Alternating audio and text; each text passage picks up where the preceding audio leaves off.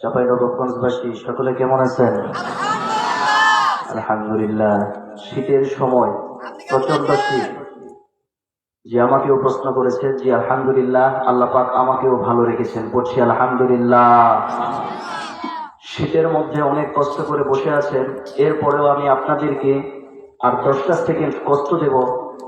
আল্লাহর রাস্তায় মাফ করে দেবেন এবং মন থেকে সেই কষ্টটি নেবেন না, ইনশাআল্লাহ। একটু সকলে কষ্ট করে একটু দাঁড়ান, সকলে একটু দাঁড়ান, দাঁড়ান দাঁড়ান। মুরব্বীরা দাঁড়ায় যাচ্ছে, যুবকরা কেন বসে আছে? সবাই দাঁড়ান। জি, সামনের ফাঁকা জায়গাটা পূরণ করে বসি। যতদূর পর্যন্ত সালাদ টপ দেওয়া আছে ততদূর পর্যন্ত আমরা সকলে বসে যাই। সামনের জায়গাটা পূরণ করে বসি।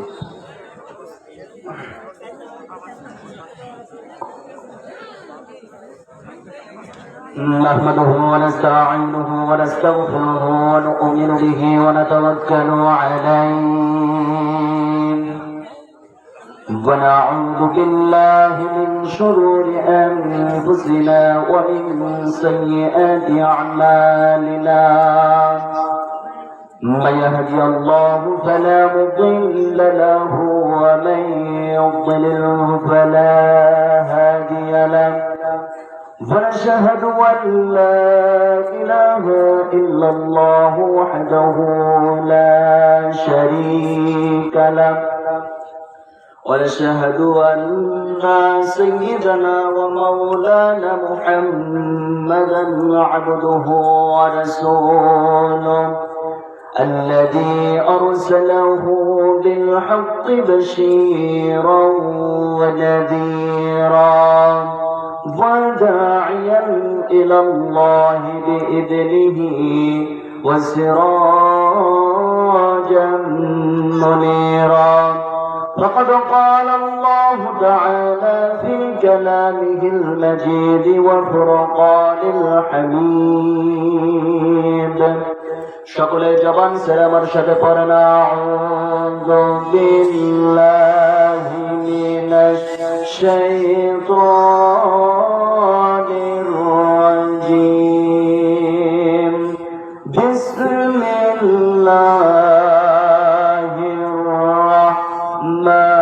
রাহমানির রাহিম।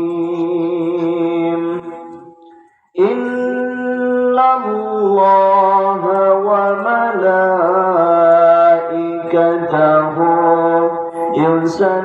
ইউসাল্লুনা আলান নবী ইয়া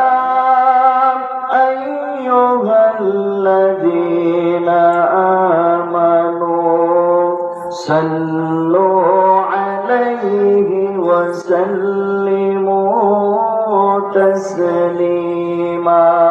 সবাই নামাজের দুরূদ পড়েন। আল্লাহুম্মা সাল্লি আলা মুহাম্মাদ ওয়া আলা আলি মুহাম্মাদ কামা সাল্লাইতা আলা ইব্রাহিম ওয়া আলা আলি ইব্রাহিম ইন্নাকা হামিদুম মাজিদ। اللهم بارك على محمد وعلى آل محمد كما باركت على إبراهيم وعلى آل إبراهيم إنك حميد مجيد الحمد لله رب العالمين। দেশের ঐতিহ্যবাহী জেলা চাঁপাইনবাবগঞ্জ শিবগঞ্জ থানার অন্তর্গত সোনাপুর কেন্দ্রীয় গোরস্থান এতিমখানা ও হাফেজিয়া মাদ্রাসার উন্নতি কল্পে আয়োজিত আজকের এই প্রোগ্রামের 2 দিনব্যাপী তাফসীরুল কোরআন ওয়াজ মাহফিলের প্রথম রজনীর সম্মানিত সুযোগ্য সভাপতি জনাব আলহাজ মোহাম্মদ গেদু বিশ্বাস, সভাপতি অত্র মাদ্রাসা। আজকে প্রোগ্রামের সম্মানিত প্রধান অতিথি জনাব মোহাম্মদ আব্দুল হক সাহেব, বিশেষ অতিথিবৃন্দ, সকলের জন্য একসঙ্গে দোয়া করছি, আতাআল্লাহু আমরাহু ওয়া বারাকাল্লাহু ফি হায়াতি। সকলে পড়ছি আমিন। এতক্ষণ পর্যন্ত যারা মঞ্চকে অলঙ্কিত করে রেখেছিলেন, বিশেষ করে আমার পূর্বে আলোচনা করেছিলেন আলহাজ মাওলানা মোহাম্মদ শরীফুল ইসলাম, খুব সুন্দর আলোচনা করছিলেন। আমি রুমে বসে তার আলোচনা শুনছিলাম। আল্লাহ তাআলা তার কণ্ঠকে বিশ্বময় কবুল করেন আমিন। আর অন্যান্য ওলামায়ে হযরত আলোচনা করেছেন। আল্লাহ পাক প্রত্যেক আলেমের কথাগুলো আমাদের বাস্তব জীবনে আমল করার তৌফিক দান করেন। সকলে পড়ছি আমিন। বিশেষ করে আমি ধন্যবাদ জানাচ্ছি যারা অক্লান্ত পরিশ্রম করে আজকের এই প্রোগ্রামটি সাজিয়েছেন। আল্লাহ তাআলা তাদেরকে উত্তম জাযা দান করুন। পড়ুন আমিন। সামনে উপস্থিত দিনদার ইমানদার ইসলাম প্রিয় দিন প্রিয় ইসলামের ঝান্ডাবাহী কালিমার পতাকাবাহী দিন ইসলামের নরসর্জন বীর মুজাহিদ প্রাণ প্রিয় দিনী ভাইয়েরা, আড়ালে বসে আছেন এলাকার সরল গোনা সর্বগুণে গুণান্বিতা মা এবং বোনেরা, আমরা আল্লাহ তাআলার শুকরিয়া আদায় করছি যে মহান মুনিব আমাদেরকে এই মহৎ আয়োজনে আসার বসার সুযোগ দান করেছে। ইনশাআল্লাহ পাকের দরবার আমরা শুকরিয়া আদায় করে বলছি আলহামদুলিল্লাহ। এবার সেই দরুদ সালাম যিনি বলেন মক্কাওয়ালা মদিনাওয়ালা কামলিওয়ালা সেই মহান মানবের প্রতি দরুদ সালাম পাঠ করে বলছি সাল্লাল্লাহু আলাইহি ওয়াসাল্লাম। সম্মানিত হাজিরিন, আমরা যে শুরুতে আল্লাহ তাআলার শুকরিয়া আদায় করলাম, এই শুকরিয়া আদায় করলে লাভটা আমাদের না আল্লাহ? আল্লাহ আমাদের লাভ। আপনারা হয়তো অনেকে চিন্তা করতেছেন যে এত বড় মাহফিল, এতগুলো মানুষ আর এত ছোট বক্তা কি ওয়াজ করবে, এই চিন্তা করতেছেন? আপনারা বিড়াল ছিলেন? বিড়াল, এই বিড়াল কালো না সাদা, মোটা না চিকন, লম্বা না খাটো, এসব দেখার দরকার নাই। দেখতে হবে বিড়ালটা ইঁদুর ধরতে পারে কিনা। কথা বলেন ঠিক কিনা? ঠিক তেমন করে আমি বক্তা লম্বা না খাটো, মোটা না চিকন, জুব্বার ঝোল লম্বা না খাটো, টুপি উঁচা না খাটো, এসব দেখার দরকার নাই। দেখতে হবে আমি বক্তা কোরআনে মাজিদ থেকে কথা বলছি কিনা। কথা বলেন ঠিক কিনা? অতএব এই মাহফিল হওয়াতে আপনারা খুশি না বেজার? সবাই খুশি। বেজার কারা কারা হাত তোলেন? 1 2 3 4 5 6 7, এই 7 জন বেজার, বাকি সবাই খুশি নাকি? এই 7 জন বেজার। তাহলে 7 জন হাত তুললো, ও ঝুঁকে তাহলে তুলে ফেলছেন। ওয়াজটা এইভাবে শুনলে হবে না। ওয়াজ যা করবো তা মুখস্থ করে বাস্তব জীবনে আমল করবে ইনশাআল্লাহ। আর শুরুতে একটি কথা না বললেই নয়। মনে করেন আপনার সন্তান অথবা আপনার প্রিয় ভাই অথবা আপনার রক্তের সম্পর্কের কেউ যদি এখানে বসে ওয়াজ করে, আপনি সেই ওয়াজটা মনোযোগ কম দিয়ে শুনবেন না বেশি দিয়ে শুনবেন? অবশ্যই বেশি দিয়ে। ঠিক তেমন করে আমাকে যদি আপনার সন্তান অথবা ভাই অথবা নিকটস্থ আত্মীয় মনে করে যদি না শুনতে পারেন আমার আলোচনা আপনার কর্ণকহরে পৌঁছলে হৃদয় গভীরে পৌঁছবে। এই জন্য আমাকে আপনার নিকটস্থ আত্মীয় মনে করে আলোচনা শুনবেন তো ইনশাআল্লাহ। তাহলে আমরা যে আল্লাহ তাআলার শুরুতে শুকরিয়া আদায় করলাম, এই শুকরিয়া আদায় করলে লাভ কার? আমাদের না আল্লাহ? আমাদেরই লাভ। কি লাভ?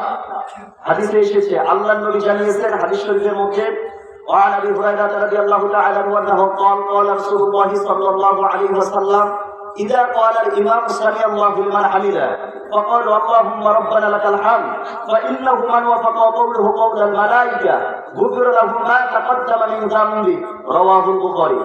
বুখারী শরীফের হাদিস, ইসলামিক ফাউন্ডেশন কর্তৃক ছাপা, দ্বিতীয় খণ্ড 516 নম্বর পরিচ্ছেদ, 129 নম্বর পৃষ্ঠা, 707 নম্বর হাদিস।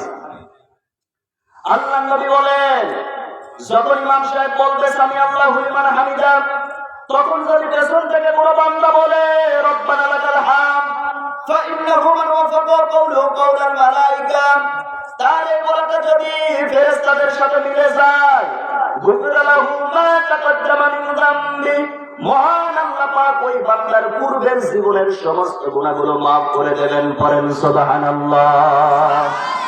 এই যে কোরআন শোনার জন্য বসেছি, এই কোরআন শুনলে লাভ কার? আমাদের না আল্লাহর? আমাদের লাভ। কি লাভ? আল্লাহ রাব্বুল আলামিন বলেন, ইন্নামাল মুমিনুনা আল্লাযীনা ইযা যুকিরাল্লাহু ওয়াজিলাত قلوبهم وإذا تليت عليهم آياته زادتهم إيمانا وعلى ربهم يتوكلون। সূরা আনফাল 9 নম্বর পারা 16 নম্বর পৃষ্ঠা 3 নম্বর লাইনে প্রথম নম্বর উপর 2 নম্বর আয়াত। এটা আল্লাহ পাক জানিয়েছে, নিশ্চয়ই যারা মুমিন, আপনারা সামনে বসে আছেন, আপনারা কি মুমিন? এই মুমিন বান্দাদের সামনে যখন কোরআনুল কারীম থেকে তেলাওয়াত করা হয়, কোরআনুল কারীমের তাফসীর করা হয়, কোরআনুল কারীমের দার্স দেওয়া হয়, তাদের দিলের ভিতরে যদি যারা পরিমাণ ইমানের দুর্বলতা থেকে থাকে, কোরআন শোনার সাথে সাথে রব্বুল আলামিন তাদের ইমানটা শতগুণে বৃদ্ধি করে দেন। সুতরাং কোরআন শুনবো বেশি, গান শুনবো। ওটাও গান শুনবেন? গান শোনা যাবে? শত বছর গান শোনাকে হারাম করে দিয়েছেন কে? এই জন্য আমরা কোন প্রকার গান শুনবো না, আমরা শুনবো কোরআন। আমরা কি শুনবো? কোরআন। কোরআন শুনবো, কোরআন বুঝবো এবং কোরআন দিয়ে জীবন গঠন করবো ইনশাআল্লাহ। সম্মানিত হাজির, আজকে আমি আলোচনা করব সূরাতুল বাকারার প্রথম 5টি আয়াতে কারিমা থেকে। কোন সূরা? সূরা বাকারা। বাকারা শব্দের অর্থ হচ্ছে গাভী। এই সূরা বাকারার মধ্যে আল্লাহ রাব্বুল আলামিন মুসা আলাইহিস সালাতু ওয়াস সালামের গাভী সম্পর্কিত একটি ঘটনা উল্লেখ করেছেন। সে আয়াতে কারিমা থেকে এই বাকারা শব্দটি এই সূরার নামকরণ করা হয়েছে। পড়েন সুবহানাল্লাহ। হয়তো অনেকে চিন্তা করতে পারেন যে হুজুর, এটা তো খুব কমন আয়াত, মাঝে মধ্যে এই আয়াতের তাফসীর শুনি। হ্যাঁ, গোলাপ ফুল একটার সুঘ্রাণ নেওয়ার পরে দ্বিতীয় ফুলের সুঘ্রাণ নিতে কি খুব কষ্ট হয়? অথচ একই সুঘ্রাণ। ঠিক তেমন করে কোরআনুল কারীমের বিশেষ এই একটি মুআজিজা, যত শুনি তত ভালো লাগে।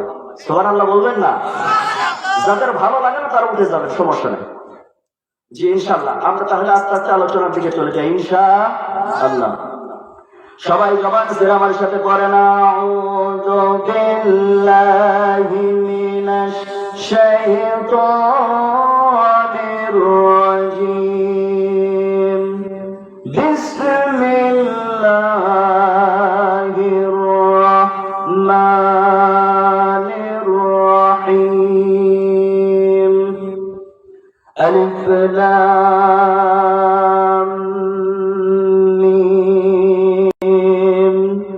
ذلك الكتاب لا ريب فيه هدى للمتقين। প্রথম আয়াতটি হচ্ছে আলিফ লাম মিম, হরফে মুকাত্তাআত, আয়াতে মুতাশাবিহা। এই সমস্ত আয়াতের অর্থের তথ্যের নিগুড় তথ্য যিনি জানেন তিনি কে? আল্লাহ পাক। এখন প্রশ্ন হলো, হুজুর, কোরআন দেওয়া হয়েছে মানুষের জন্য, কিন্তু মাঝে মধ্যে এমন কিছু আয়াত দেওয়া হয়েছে যে আয়াতের অর্থ মানুষ জানবে না, বুঝবে না। এই আয়াতগুলো দেওয়ার কারণটা কি, হেতুটা কি, কি কারণে দেওয়া হয়েছে? এই আয়াতগুলো দেওয়ার কারণ আছে না নাই?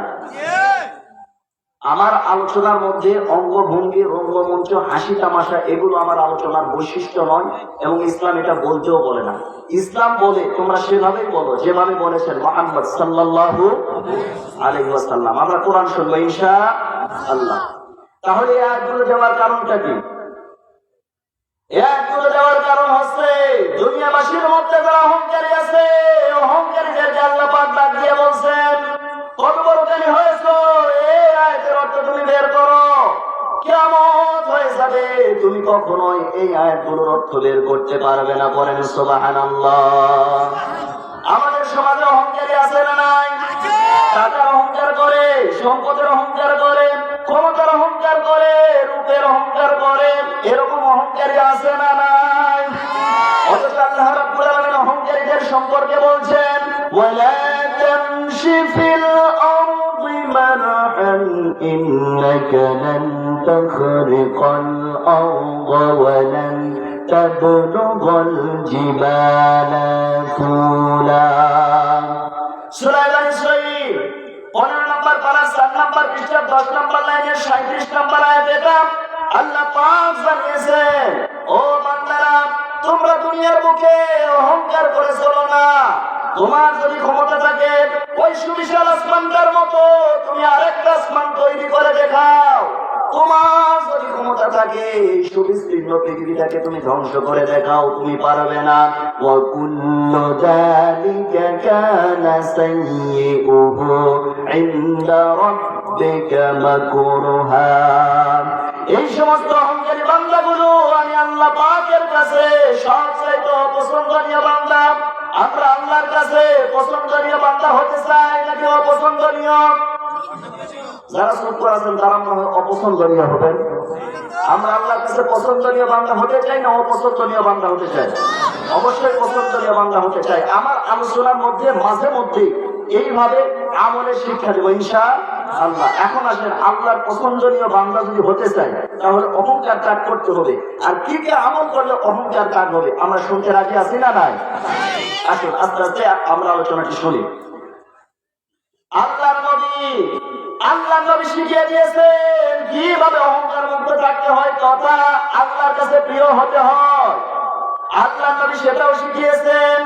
আল্লাহর নবী শিখিয়েছেন, ও আমার উম্মতেরা, তোমরা যদি আল্লাহর কাছে প্রিয় হতে চাও তাহলে অহংকার মুক্ত জীবন করো। আর অহংকার মুক্ত জীবন করার জন্য তোমরা কি করবে? যাকে দেখতে তুমি আগে সালাম দেবে। তুমি যাকে দেখতে পাবা আগে সালাম দেবে, কারণ যে ব্যক্তি সালাম দেয় তার হৃদয়ের মধ্যে কোনো অহংকার থাকে না। এবার আসেন আল্লাহর নবীর আদর্শ কেমন ছিল। আল্লাহ রাসূল সাল্লাল্লাহু আলাইহি ওয়াসাল্লামের আদর্শ এমন ছিল। হযরত আয়েশা সিদ্দিকা বলেন, আমি নবীজির প্রান্ত স্ত্রী হওয়ার পরও আমি নবীজিকে আগে কখনো সালাম দিতে পারতাম না। আমি নবীজিকে আগে সালাম দেবার পূর্বে নবীজি কখন আমাকে সালাম দিতেন আমি আয়েশা টেরও পেতাম না। পড়েন সুবহানাল্লাহ। একদিন এক সাহাবীর মনের মধ্যে চিন্তা হলো, আজকে যেমন করে হোক আল্লাহর নবীকে আমি আগে সালাম দেব। সাহাবী একটা টেকনিক করলেন। আল্লাহর নবীকে দূর থেকে আসতে দেখে সাহাবী একটা মোটা বৃক্ষের আড়ালে দাঁড়ায় গেলেন। আমার নবীজি যখন কাছাকাছি আসলেন, সাহাবী এবার মোটা বৃক্ষের আড়াল থেকে বের হলেন। বের হয়ে আল্লাহর নবীকে উদ্দেশ্য করে তিনি আচমকা সালাম দিচ্ছেন, আসসালামু আলাইকা ইয়া রাসূলুল্লাহ। আল্লাহর নবী সালামের জবাব দিলেন। মুস্কি মুস্কি হাসি মেরে বলছেন, সাহাবীরা এরকম কৌশল করে আগে সালাম দিলে কিন্তু সওয়াব পাবে না। কি পাবে না? সওয়াব পাবে না। সব যদি বেটা যাও সামনে আসো, কত বড় বাপের বেটা হয়েছ।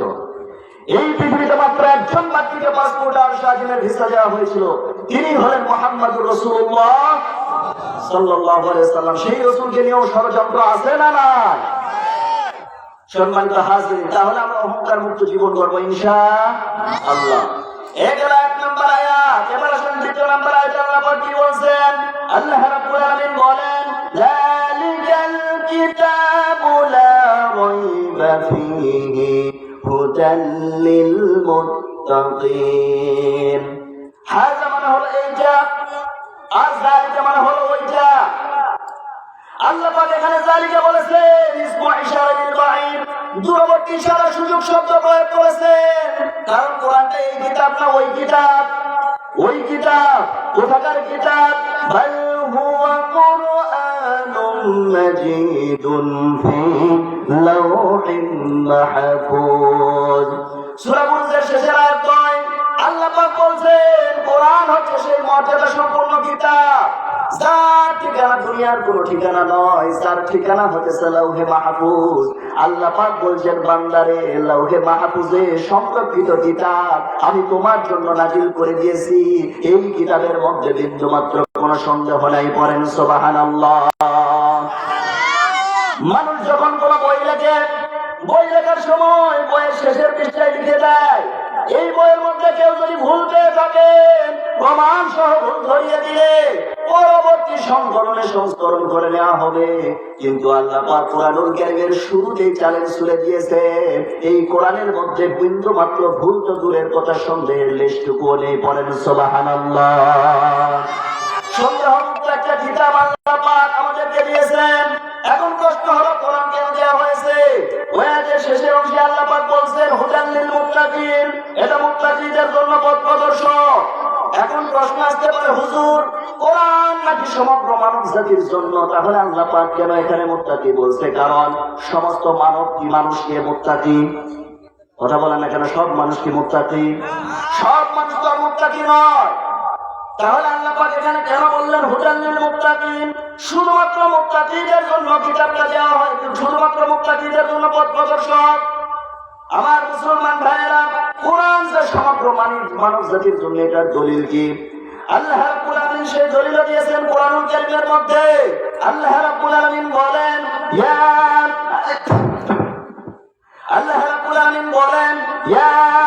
আইয়ুহান নাসু ক্বাদ জাআকুম বুরহানুম মির রাব্বিকুম ওয়া আনজালনা ইলাইকুম নূরাম মুবিনা।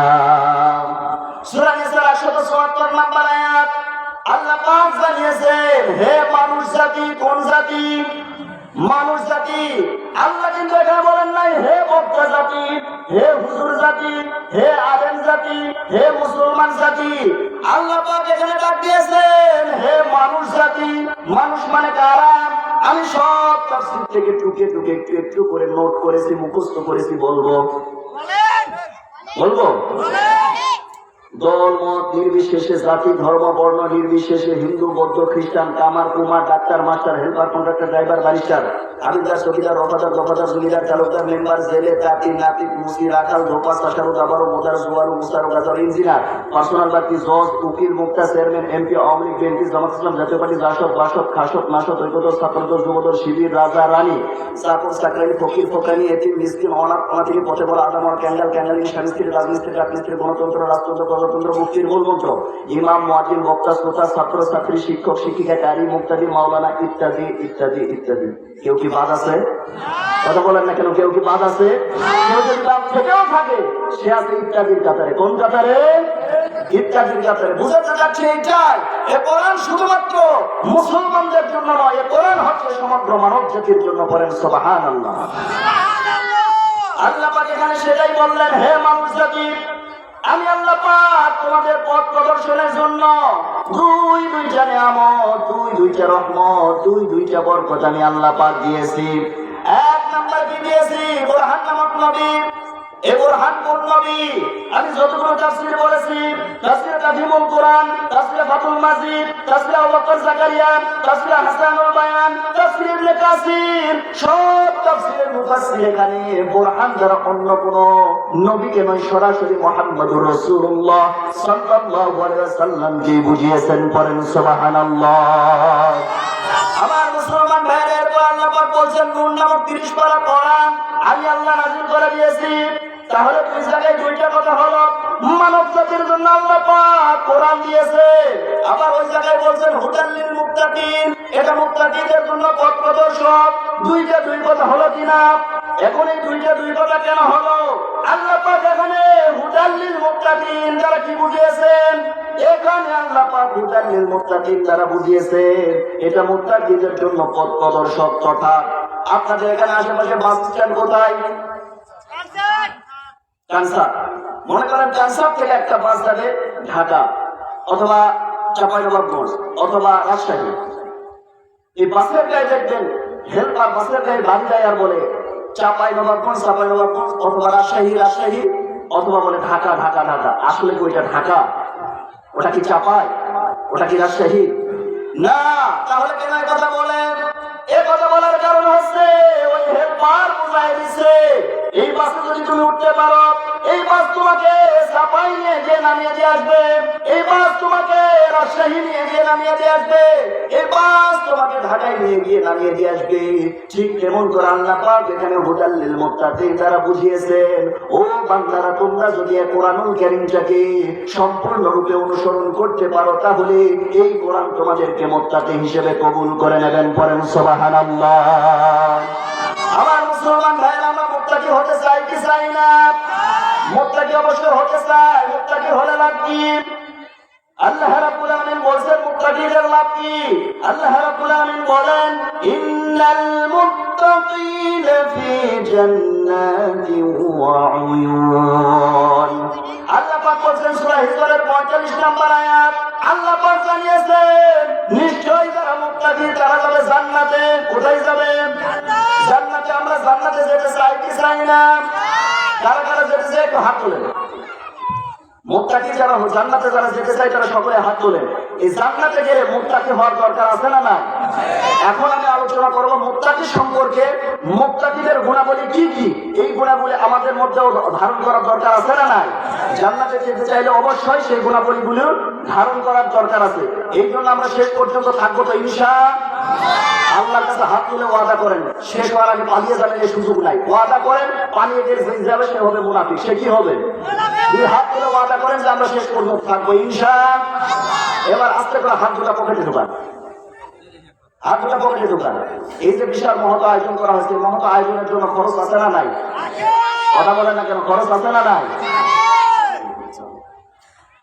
এই খরচ বিশাল ব্যয়বহুল একটা হয়েছে, বিশাল একটা খরচ হয়েছে। আমরা যদি সকলেই শরীক হই তাহলে এই খরচটা তাদের জন্য সহজ হবে না কঠিন হবে? অবশ্যই সহজ হয়ে যাবে, তাদের জন্য সহজ হয়ে যাবে। আমরা সকলে শরীক হব, সকলের পকেটে হাত দিয়ে বাড়িতে যাদের বাসা দূরে তাদের বাসায় যাওয়ার জন্য যে পথ খরচ লাগবে সে খরচটা বাদ, আর বিরিয়ার মাছ বাদ। বুঝতে পারছি? বিরিয়ার মাছ বাদে যা আছে সব বের করে। এই যে ছাত্ররা রুমাল নিয়ে গেছে, আপনার রুমালের মধ্যে দিয়ে দেন ইনশাআল্লাহ। আল্লাহ পাক আমাদের প্রত্যেকের দানগুলোকে কবুল করে নেন। আল্লাহ যারা দান করতেছে 10 তাদেরকে তুমি জান্নাতে দিয়ে দাও ফসাফস। যারা দান করতেছে 20 তাদের নসিবে জুটায় দাও তুমি বিশ্ব নবীর সুপারিশ। যারা দান করতেছে 50 তাদের তুমি করো না কোনো সর্বনাশ। যারা দান করতেছে 100 তাদের তুমি ঘরটাকে বানায় দাও জান্নাতি বাক্স। যারা দান করতেছে 500 তাদেরকে তুমি আল্লাহ তাদের কবরটাকে বানায় দাও জান্নাতি বাক্স। আল্লাহ তাআলা যারা দান করতেছে 1000 তুমি তাদের জন্য খুলে দাও জান্নাতি দুয়ার। পড়ে না আমিন। আমার মুসলমান ভাইরা, এবার আসুন মূল আলোচনায়। আর কোনো দিকে তাকাতাকি নয়, কোনো দিকে খেয়াল নয়। আমরা সম্পূর্ণ আলোচনা শেষ পর্যন্ত শুনবো। মুত্তাকির গুণাবলী এখান থেকে অর্জন করে বাড়িতে যাবো ইনশাআল্লাহ। আল্লাহ আমাদের প্রত্যেককে মুত্তাকি হিসেবে কবুল করুন আমিন। আমার মুসলমান ভাইরা, মুত্তাকি কারা? মুত্তাকিদের সম্পর্কে আল্লাহ পাক এখানে উল্লেখ করেছেন।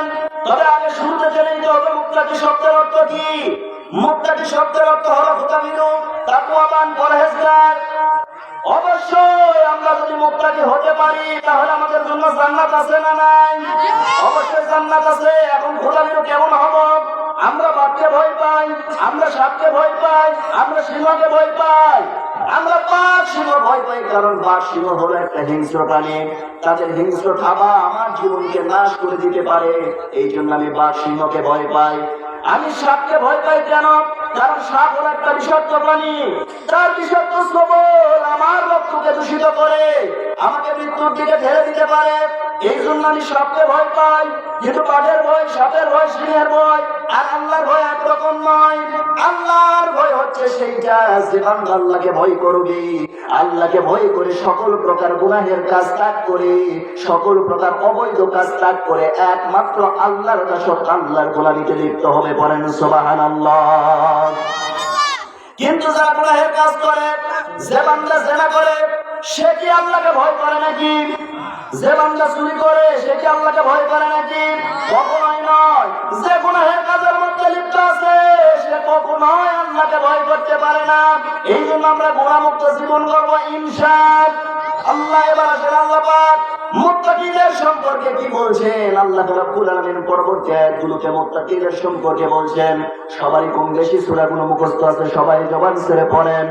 আল্লাযীনা ইউমিনুনা বিল গায়বি ওয়া ইউকিমুনাস সালাতা ওয়া মিম্মা রাযাকনাহুম ইউনফিকুন। আল্লাহ পাক এখানে বলছেন মুত্তাকি কারা? যারা এক নম্বরে গায়বের প্রতি বিশ্বাস স্থাপন করে। কিসের প্রতি? গায়বের প্রতি।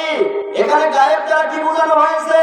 মুফাসসিরগণ বলেছেন এখানে গায়েব দ্বারা কোন মুফাসসিরগণ বলেছেন এখানে গায়েব দ্বারা ফেরেশতাগুলোকে বোঝানো হয়েছে। আবার কোন মুফাসসিরগণ বলেছেন না, জান্নাত জাহান্নামকেও বোঝানো হয়েছে। আবার কোন মুফাসসিরগণ বলেছেন শুধু তাই নয়, দুনিয়াতে যে সমস্ত জিনিসগুলো রয়েছে যেমন বাতাস, ফুলের ঘ্রাণ, এগুলোকেও বোঝানো হয়েছে। কিন্তু সব মুফাসসিরগণ এখানে একটা মতামত দিয়েছেন, সেটা হলো গায়েব দ্বারা সরাসরি দুনিয়া সহ আখিরাত সহ যা কিছু আছে সব কিছুর মাঝখান থেকে রব্বুল আলামিনকে শুধু বোঝানো হয়েছে। পড়েন সুবহানাল্লাহ। এখন আল্লাহর প্রতি যে ঈমান আনবো, আল্লাহর প্রতি ঈমান আনতে গেলে 4টা জিনিসের প্রতি বিশ্বাস স্থাপন করা লাগবে। কয়টা জিনিস? 4টি জিনিসের প্রতি বিশ্বাস স্থাপন করা লাগবে। আলোচনাটি শোনেন। আপনার ঈমানের মধ্যে কোথায় খুঁত আছে, খুঁতগুলো ধরে ধরে নিজের খুঁতগুলো সংশোধন করে নেন। ঈমানের মধ্যে কোথায় ভুল ত্রুটি রয়েছে, কারণ ঈমান যদি না থাকে মুত্তাকির গুণাবলী যতই অর্জন করতে চাই লাভ হবে। এই জন্য ঈমানটাকে পরিশুদ্ধ করে নেন।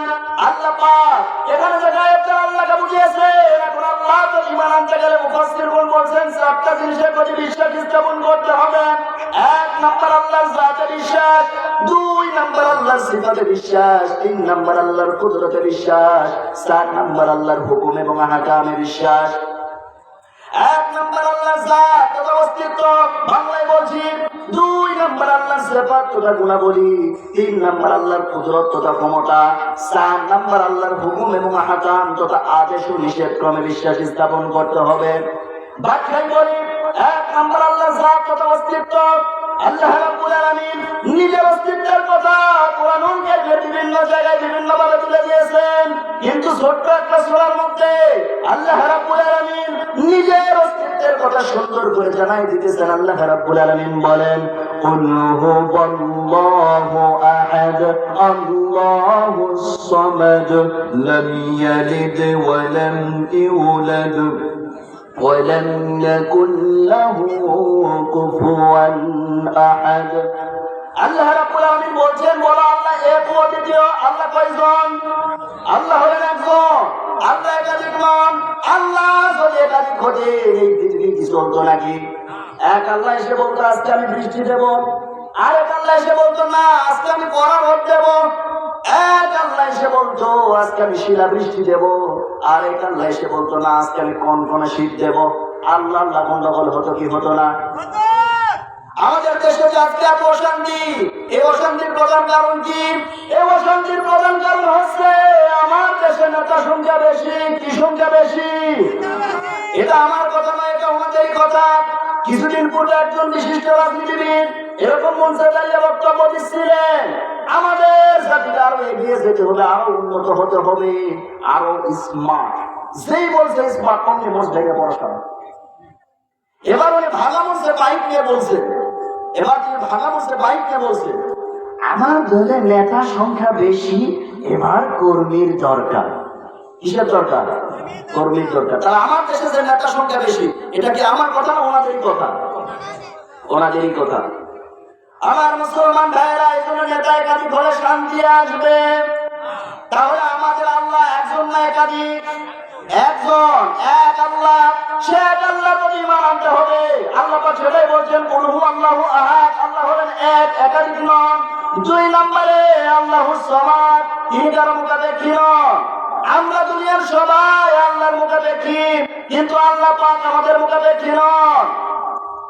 এখন হয়তো চিন্তা করতে পারি, হুজুর আমরা যে নামাজ রোজা করি, নামাজ রোজাটা হলে কি? এই নামাজ রোজাটা হলে কি? আমরা হয়তো চিন্তা করতে পারি, আমরা যেমন খাবার খাই, আল্লাহ বলেন নামাজ রোজা আল্লাহর খাবার। এই চিন্তা আসতে পারে কিনা? এই নামাজ রোজা আমরা মনে করি আল্লাহর খাবার, কিন্তু এই নামাজ রোজা আল্লাহর খাবার নয়, বরং এই নামাজ রোজার মাধ্যমে রব্বুল আলামিন আমাদের রিজিকের ব্যবস্থা করে দেন। বলেন সুবহানাল্লাহ। আমার মা আমাকে ছোটবেলায় একটা গল্প বলতো। আমাকে 5 ওয়াক্ত নামাজ ধরানোর জন্য ছোট্ট বয়সে 7 বছর বয়সে আমাকে নামাজ ধরানোর জন্য আমার মা আমাকে একটা গল্প বলতো। এক ছেলেকে তার মা বলেছে, নামাজ পড়লে খাওয়া পাওয়া যায়। কি পাওয়া যায়? খাওয়া পাওয়া যায়। ও ছেলে প্রথম ওয়াক্তে নামাজে গিয়েছে, নামাজে গিয়ে তাবারক পেয়েছে, নিয়ে এসেছে। দ্বিতীয় ওয়াক্তে আবার গিয়েছে, দ্বিতীয় ওয়াক্তে আর তাবারক আসে নাই। সব ওয়াক্তে কি আর তাবারক আসে? সব ওয়াক্তে তোর তাবারক আসবে না। ও ছেলে মসজিদে গিয়েছে, তাবারক আর পায় নাই। বাড়িতে এসে মাকে বলছে, মা তুমি তো বললে নামাজ পড়লে খাওয়া পাওয়া যায়, কিন্তু আমি তো মসজিদে গেলাম, কই কিছুই তো পেলাম না। মা বাবাকে বলছে, বাবা রে তুমি যদি মসজিদে গিয়ে কিছু না পাও, বাড়িতে আসবে হয় তোমার বিছানার চাদরের নিচে অথবা তোমার বালিশের নিচে তুমি খাবার পাবে 1 পোটলা করে। ছেলে তার মানে ছেলে নামাজ পড়ে আর মা খাবার রেখে দেয়। এইভাবে ছেলে 5 ওয়াক্ত নামাজ পড়ে। হঠাৎ করে মা কোথায় জানি একদিন বেড়াতে গিয়েছে আত্মীয়র বাসায়। 2 দিন পর যখন বাড়িতে এসেছে, আসার পরে ছেলেকে ডাকতে বলছে, বাবা তুমি নামাজ পড়েছ? ছেলে বলছে, হ্যাঁ মা নামাজ পড়েছি।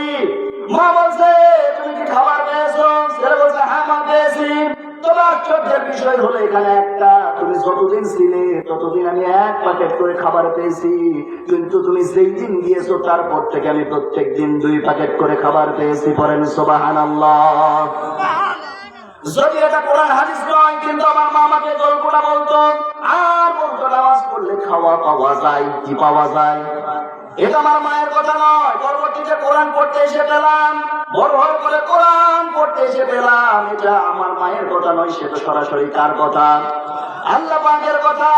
আল্লাহ রাব্বুল আলামিন বলেন, সবাই আয়াতটি জানাতে সবাই জবান ছেড়ে বলেন, ফালিয়াবুদু রাব্ব رب هذا البيت الذي أطعمهم من جوع وآمنهم من خوف আল্লাহ পাক জানাচ্ছেন ফালিয়াবুদু রাব্ব হাযাল বাইত।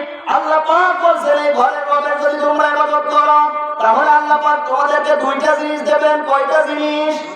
দুইটা জিনিস দেবেন। এক নম্বরে আল্লাহ পাক তোমাদেরকে কি করবেন? ক্ষুধামুক্ত করে দেবেন। দুই নম্বরে আল্লাহ পাক তোমাদেরকে ভীতিমুক্ত করে দেবেন। এক নম্বরে যে বললেন ক্ষুধামুক্ত করে দেবেন, ক্ষুধামুক্ত হওয়ার জন্য খাবারের প্রয়োজন। কিসের প্রয়োজন? খাবারের প্রয়োজন। আর আল্লাহ পাক বলছেন তোমরা যদি ঘরের রবের ইবাদত করো তাহলে আল্লাহ পাক তোমাদেরকে ক্ষুধামুক্ত করে দেবে। তার মানে এখানে বোঝা গেল নামাজ রোজা এগুলো আল্লাহর খাবার নয়, বরং নামাজ রোজার মাধ্যমে রব্বুল আলামিন আমাদের রিজিকের ব্যবস্থা করে দেন। বলেন সুবহানাল্লাহ। তাহলে আমরা দুনিয়ার সবাই আল্লাহর মুখাপেক্ষী, কিন্তু আল্লাহ কারো মুখাপেক্ষী নন। আল্লাহ আমাদের কাছে কোনো কিছু চাইবেন না, কিন্তু আমরা দুনিয়ার সবাই চাইবো কার কাছে? আল্লাহর কাছে। আমরা দুনিয়ার মানুষ, আমরা দুনিয়ার কারো কাছে চাইবো না, কারো কাছে চাইবো না। আমরা তো একটু বিপদে পড়লে দৌড়ে যাই চেয়ারম্যানের কাছে। কার কাছে? চেয়ারম্যানের কাছে। কখন 2 রাকাত যখন নামাজ পড়ে আল্লাহর কাছে বলেছেন আল্লাহ আমি এই বিপদে পড়েছি, তুমি এই বিপদ থেকে আমাকে উদ্ধার করো। বিপদে পড়ার পরে দোয়াটা কখনো করছেন? একটু বিপদে যখন পড়লেন তখন একটু 2 রাকাত নফল নামাজ পড়ে আল্লাহর কাছে 2 হাত তুলে চোখের পানি ছেড়ে জানতো আল্লাহ আপনাকে বিপদ থেকে রক্ষা করে কিনা। আল্লাহর কাছে আপনি সাহায্য চান নাই, তা আল্লাহ আপনাকে সাহায্য দিলে কি করে? আপনি যে আল্লাহর কাছে সাহায্য চাইলেন তখন তো আল্লাহ আপনাকে সাহায্য দিবে। আপনি আল্লাহর কাছে সাহায্যই চাইলেন না, আল্লাহ আপনাকে সাহায্য দিবে। আমরা আল্লাহর কাছে সাহায্য চাইবো ইনশাআল্লাহ। তাহলে 2 নম্বরে আয়াত গেল আল্লাহুস সামাদ, তিনি কারো মুখাপেক্ষী নন। 3 নম্বরে লাম ইয়ালিদ ওয়া লাম ইউলাদ, তিনি কাউকে জন্ম দেন নাই এবং তিনি কারো কাছ থেকে জন্ম নেন নাই। এই পৃথিবীতে আল্লাহ পাক একজন ব্যক্তিকে পাঠিয়েছিলেন পিতা ছাড়া, নাম কি? হযরত ঈসা আলাইহিস সালাম। কিন্তু পিতা এবং মাতা উভয় ছাড়াই পাঠিয়েছিলেন 2 জনকে। তারা কে? হযরত আদম এবং হাওয়া আলাইহিস সালাম। সেই 2 জনকে আল্লাহ পাক পিতা এবং মাতা উভয় ছাড়াই পাঠিয়েছিলেন। ঈসা আলাইহিস সালামের জন্ম হলো কি করে? ঈসা আলাইহিস সালামের জন্ম হলো কিভাবে? ঈসা আলাইহিস সালামের মায়ের নাম হলো মারিয়াম। মারিয়াম ছিল একজন সম্ভ্রান্ত বংশের মেয়ে, বংশীয় মেয়ে। তিনি ছিলেন বাইতুল মুকাদ্দাসের খেদমতে। তিনি ছিলেন অনেক বড় আল্লাহওয়ালা মহিলা। কেমন আল্লাহওয়ালা মহিলা দেখেন, তার ঘরের মধ্যে হযরত জাকারিয়া আলাইহিস সালাম সকাল বিকাল খাবার দিতেন। কিন্তু হঠাৎ করে জাকারিয়া আলাইহিস সালাম 2 দিনের জন্য আসতে পারলেন না। 2 দিন পর জাকারিয়া আলাইহিস সালাম মরিয়মের ঘরে আসলেন। আসার পরে দেখতেছেন তার সামনে প্রশ্নকে ফল রেখে দেওয়া আছে। তিনি এবার মরিয়মকে জিজ্ঞেস করছেন, মরিয়ম তুমি এই ফলমূলগুলো কোথায় পেয়েছো? এই সিজনাল এগুলো ফলমূল নয়, এগুলো তুমি কোথায় পেয়েছো? এবার মরিয়ম আলাইহিস সালাম বলছেন, ওরে আল্লাহর নবী জাকারিয়া, আল্লাহ পাক এই ফলমূলগুলো জিবরিল আমিনের মাধ্যমে সরাসরি জান্নাত থেকে আমার জন্য বরাদ্দ করে দিয়েছেন। বলেন সুবহানাল্লাহ। এবার জাকারিয়া আলাইহিস সালাম বলে গেলেন, আমার মুসলমান ভাইয়েরা, হযরত মরিয়ম আলাইহিস সালাম এত বড় একজন আল্লাহওয়ালা মহিলা ছিলেন। তিনি একজন গোসল করার জন্য হাম্মামখানায় ঢুকলেন। গোসল করার জন্য হাম্মামখানায় ঢুকলেন। এমন সময় জিবরিল আমিন যুবক বেশে হযরত মরিয়ম আলাইহিস সালামের গোসলখানার ভিতরে প্রবেশ করলেন। এখন কোন যুবতী মহিলা, কোন তরুণী মহিলার গোসলখানার মধ্যে যদি কোন যুবক প্রবেশ করে, বেগানা যুবক, ও মহিলা কি ঠিক থাকবে? হযরত মরিয়ম আলাইহিস সালাম বিব্রত বোধ করলেন। ডাকতে বলছেন, ওহে যুবক, তুমি এখানে কেন এসেছো? এবার জিবরিল আমিন বলছেন, মরিয়ম আপনি বিব্রত বোধ করবেন না, আমি দুনিয়ার সাধারণ কোন যুবক নয়, আমি হলাম আল্লাহর পক্ষ থেকে নিয়োজিত ফেরেশতা হযরত জিবরিল আমিন আলাইহিস সালাম। পড়েন সুবহানাল্লাহ। মরিয়ম আলাইহিস সালাম এবার শান্ত হয়ে গেলেন।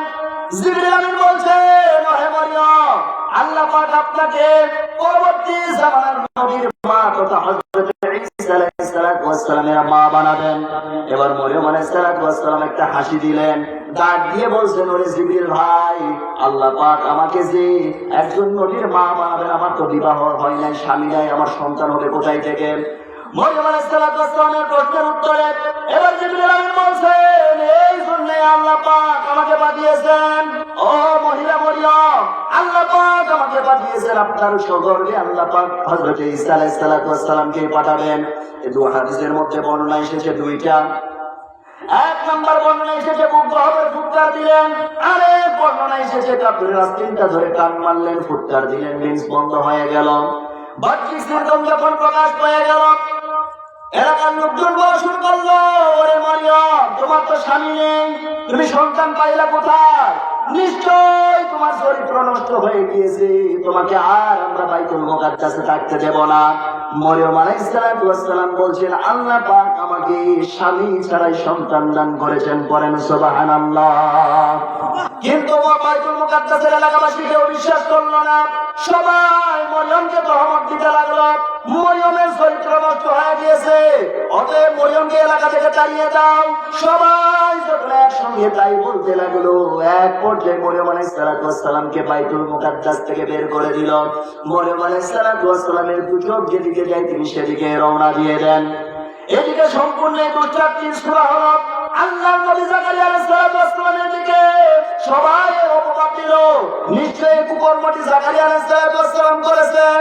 এমন কথা যখন জাকারিয়া আলাইহিস সালামের বিরুদ্ধে বলা হলো, ট্রাইব্যুনাল গঠন করা হলো, এক নাম্বার আসামি বানানো হলো আল্লাহর নবী হযরত জাকারিয়া আলাইহিস সালামকে। পড়েন নাউযুবিল্লাহ। সেখানে মামলার ফয়সালা দিয়ে দেওয়া হলো, এই অপকর্মটি উল্লেখ হলো নিশ্চয়ই জাকারিয়াই করেছে, জাকারিয়ার মৃত্যুদণ্ড দাও। মৃত্যুদণ্ড যখন দেওয়া হলো, আমার মুসলমান ভাইয়েরা, এখন দেওয়া হয় ফাঁসি, যদি দুই এক জায়গায় জবাহ করা হয়। আল্লাহ যেন এই কুকর্ম থেকে আমাদেরকে হেফাজত করেন, পড়েন আমিন। আমার মুসলমান ভাইয়েরা, সেই সময় শুলে চড়ানোর বিভিন্ন কৌশল ছিল, তার মধ্যে একটা ছিল অর্ধেক ছিঁড়ে দুই টুকরো করে ফেলা, দুই ভাগ করে ফেলা। শুলে চড়ানোর জন্য যখন হযরত জাকারিয়া আলাইহিস সালামকে নেওয়া হলো, মাথা থেকে পা পর্যন্ত ছিঁড়ে হযরত জাকারিয়া আলাইহিস সালামকে শহীদ করে ফেলা হলো। জাকারিয়া আলাইহিস সালাম শহীদ হয়ে গেলেন। এদিকে মরিয়ম আলাইহিস সালামের যখন পরিপূর্ণ মাস হয়ে গেল, সন্তান ভূমিষ্ঠ হওয়ার যখন সময় হয়ে গেল, সন্তান ভূমিষ্ঠ যেদিন হবে সেদিনের বর্ণনা হাদিসে এসেছে, হযরত মরিয়ম আলাইহিস সালাম একটা শুকনো ডালের নিচে শুয়েছিলেন। সে জায়গায় নাচের কোনো প্রয়োজন পড়লো না, সরাসরি আল্লাহ পাক ফেরেশতা দিলেন। ফেরেশতার মাধ্যমে রব্বুল আলামিন হযরত ঈসা আলাইহিস সালামের ভূমিষ্ঠের ব্যবস্থা করে দিলেন। হযরত মরিয়ম আলাইহিস সালাম ঘুম থেকে জাগা পেয়ে দেখেন তার ডান পাশে শুয়ে আছে সদ্য প্রসব সন্তান হযরত ঈসা আলাইহিস সালাম। এবার তিনি উপর দিকে তাকায় দেখতেছেন শুকনো ডালের নিচে শুয়েছিলেন, সেই শুকনো ডালটা লতা পাতায় ভরপুর হয়ে গিয়েছে, টসটসে ফল ধরে আছে। তিনি সেই ফলগুলো পারলেন এবং খেলেন, শারীরিক শক্তি ফিরে পাইলেন। 2 দিন নয়, 3 দিন নয়, মাত্র 1 দিনের মাথায় আল্লাহ পাক মরিয়মকে হুকুম দিলেন, ওরে মরিয়ম, যাও তুমি আবার লোকালয়ে যাও, তোমার লোকালয়ে তুমি আবার ফিরে যাও। মরিয়ম আলাইহিস সালাম বলছেন, আল্লাহ আমি যাই বলবো কি? এবার মরিয়ম আলাইহিস সালামের প্রশ্নের উত্তরে আল্লাহ রাব্বুল আলামিন বললেন, তুমি রোজা রাখো, আর যদি তোমার লোকজন জিজ্ঞেস করে তাহলে তুমি বলবে যা প্রশ্ন করার দরকার তোমরা এই শিশুটিকেই করো। আমার মুসলমান ভাইয়েরা, এবার তিনি লোকালয়ে ফিরে গেলেন। লোকজন এবার বলা শুরু করলো, ওরে মরিয়ম, তোমার তো দেখি লাজ লজ্জা কিছু নেই, তোমার তো শরম লজ্জা কিছু নেই, তুমি আবার আমাদের মাঝে এসেছো, তোমার তো শরম লজ্জা কিছু নেই। সবাই যখন এমন বলা শুরু করলো, এবার মরিয়ম আলাইহিস সালাম বলছেন, আমি রোজা রেখেছি, যা জিজ্ঞেস করার দরকার তোমরা ওই শিশুটিকেই করো। বলেন সুবহানাল্লাহ। সবাই বলাবলি করতেছে, এই শিশুটি কি করে কথা বলতে পারে? তো দুগ্ধপুষ্ট সন্তান, নবজাতক সন্তান। মাঝখান থেকে হঠাৎ করে একজন লোক জিজ্ঞেস করে ফেললো, ও হে শিশু, তোর পিতাটাকে তুই নিজেই জবাব দিয়ে দে। এবার সেই দুগ্ধপুষ্ট সন্তান, সেই দুগ্ধপুষ্ট সন্তান, নবজাতক সন্তান হযরত ঈসা আলাইহিস সালাম ধুমনা থেকে জবাব দিয়ে দিচ্ছেন। আল্লাহ পাক কুরআনুল কারীমের মধ্যে সেটা কোট করেছেন। আল্লাহ রাব্বুল আলামিন বলেন, ক্বালা ইন্নী আবদুল্লাহি আতানিয়াল কিতাবা ওয়া জা'আলানি নাবিয়্যা ওয়া জা'আলানি মুবারাকান أينما كنت وأوصاني بالصلاة والزكاة ما دمت حيا আল্লাহ পাক এখানে বলছেন ইসলাম যখন বললেন ক্বালা ইন্নী আব্দুল্লাহ আমি হলাম আল্লাহর বান্দা আতানিয়াল কিতাব ওয়া জাআলানি নাবিয়্যা আল্লাহ পাক আমাকে একখানা কিতাব দিয়েছেন আর জামানার নবী বানিয়েছেন সুতরাং তোমরা যে মহিলার সাথে কথা বলছো ওই মহিলা সাধারণ কোনো মহিলা নয় ওই মহিলা হচ্ছেন একজন নবীর মা আর অবশ্যই নবীর মায়ের সঙ্গে তোমরা সম্মান দিয়ে কথা বলবে পড়েন সুবহানাল্লাহ আমার মুসলমান ভাইরা এবার ঈসা আলাইহিস সালাম বলছেন ওয়া জাআলানি নাবিয়্যা আল্লাহ পাক জামানার নবী বানিয়েছেন ওয়া জাআলানি মুবারাকান আইনামা কুনতু একটু কোন আওয়াজটা কমান ওয়া জাআলানি মুবারাকান আইনামা কুনতু আমি যেখানে আছি আল্লাহ পাক সেই জায়গাটা বরকতময় করে দেবেন এখান থেকে একটা শিক্ষণীয় বিষয় হচ্ছে সেটি হলো যেখানে বৈধ জিনিস থাকবে সেখানে আল্লাহ পাক বরকত দেবেন ও বৈধ জিনিস যেখানে থাকবে সেখানে আল্লাহ পাক কোনো প্রকার বরকত দেবেন অনেকে বলতেছে আমাকে তুমি জিয়ার থেকে সরাইয়া তুমি জিয়ার দখল করেছো তার মানে তুমি অবৈধ কিন্তু তুমি যে জিয়ারটা দখল করেছিলে তুমি কি দিয়ে দখল করেছিলে তুমি নিজেও তো অবৈধভাবে দখল করেছিলে আপনাদেরকে আওয়াজ এত কমবে না আপনারা কি কোনো ভয় পাচ্ছেন নাকি মুসলমানদের আওয়াজ এত কম হলে হবে না আজকে মুসলমানদের আওয়াজ কম আজকে মুসলমানদের হিম্মত ছোট আজকে যদি আমার মুসলমান খালিদ বিন ওয়ালিদের মতো তারিক বিন জাহাদের মতো মাহমুদ গাজদালির মতো হুসাইন আহমদ মাদানির মতো আজকে যদি মাত্র 5 লোক সমাবেত হতে পারি আল্লাহর কসম দুনিয়ার সমস্ত বাতিল শক্তি মুসলমানদের পায়ে সেজদায় লুটিয়ে পড়তে বাধ্য কিন্তু আজকে আমাদের সেই মুখের আওয়াজ সেই মুখের হিম্মত সেই ইমানি তাগতি ইমানি চেতনা ইমানি উদ্দীপনা সেই অটল অবিচল সেই দাবি আজকে আমাদের মধ্যে অভাব যার কারণে আজকে আমেরিকার আমাদের দিকে তাকানোর ক্ষমতা রাখে যার কারণে আজকে প্যালেস্টাইন মুসলিমদের উপর ইসরায়েল হামলা করার সাহস পায় ও মুসলমান এসে যাও আবার খালিদ বিন ওয়ালিদের ভূমিকা আবার পালন করো আল্লাহর কসম এক আমেরিকা নয় এক ইসরায়েল নয় লক্ষ আমেরিকা ইসরায়েল আসলো মুসলমানদের উপর হামলা করা তো দূরের কথা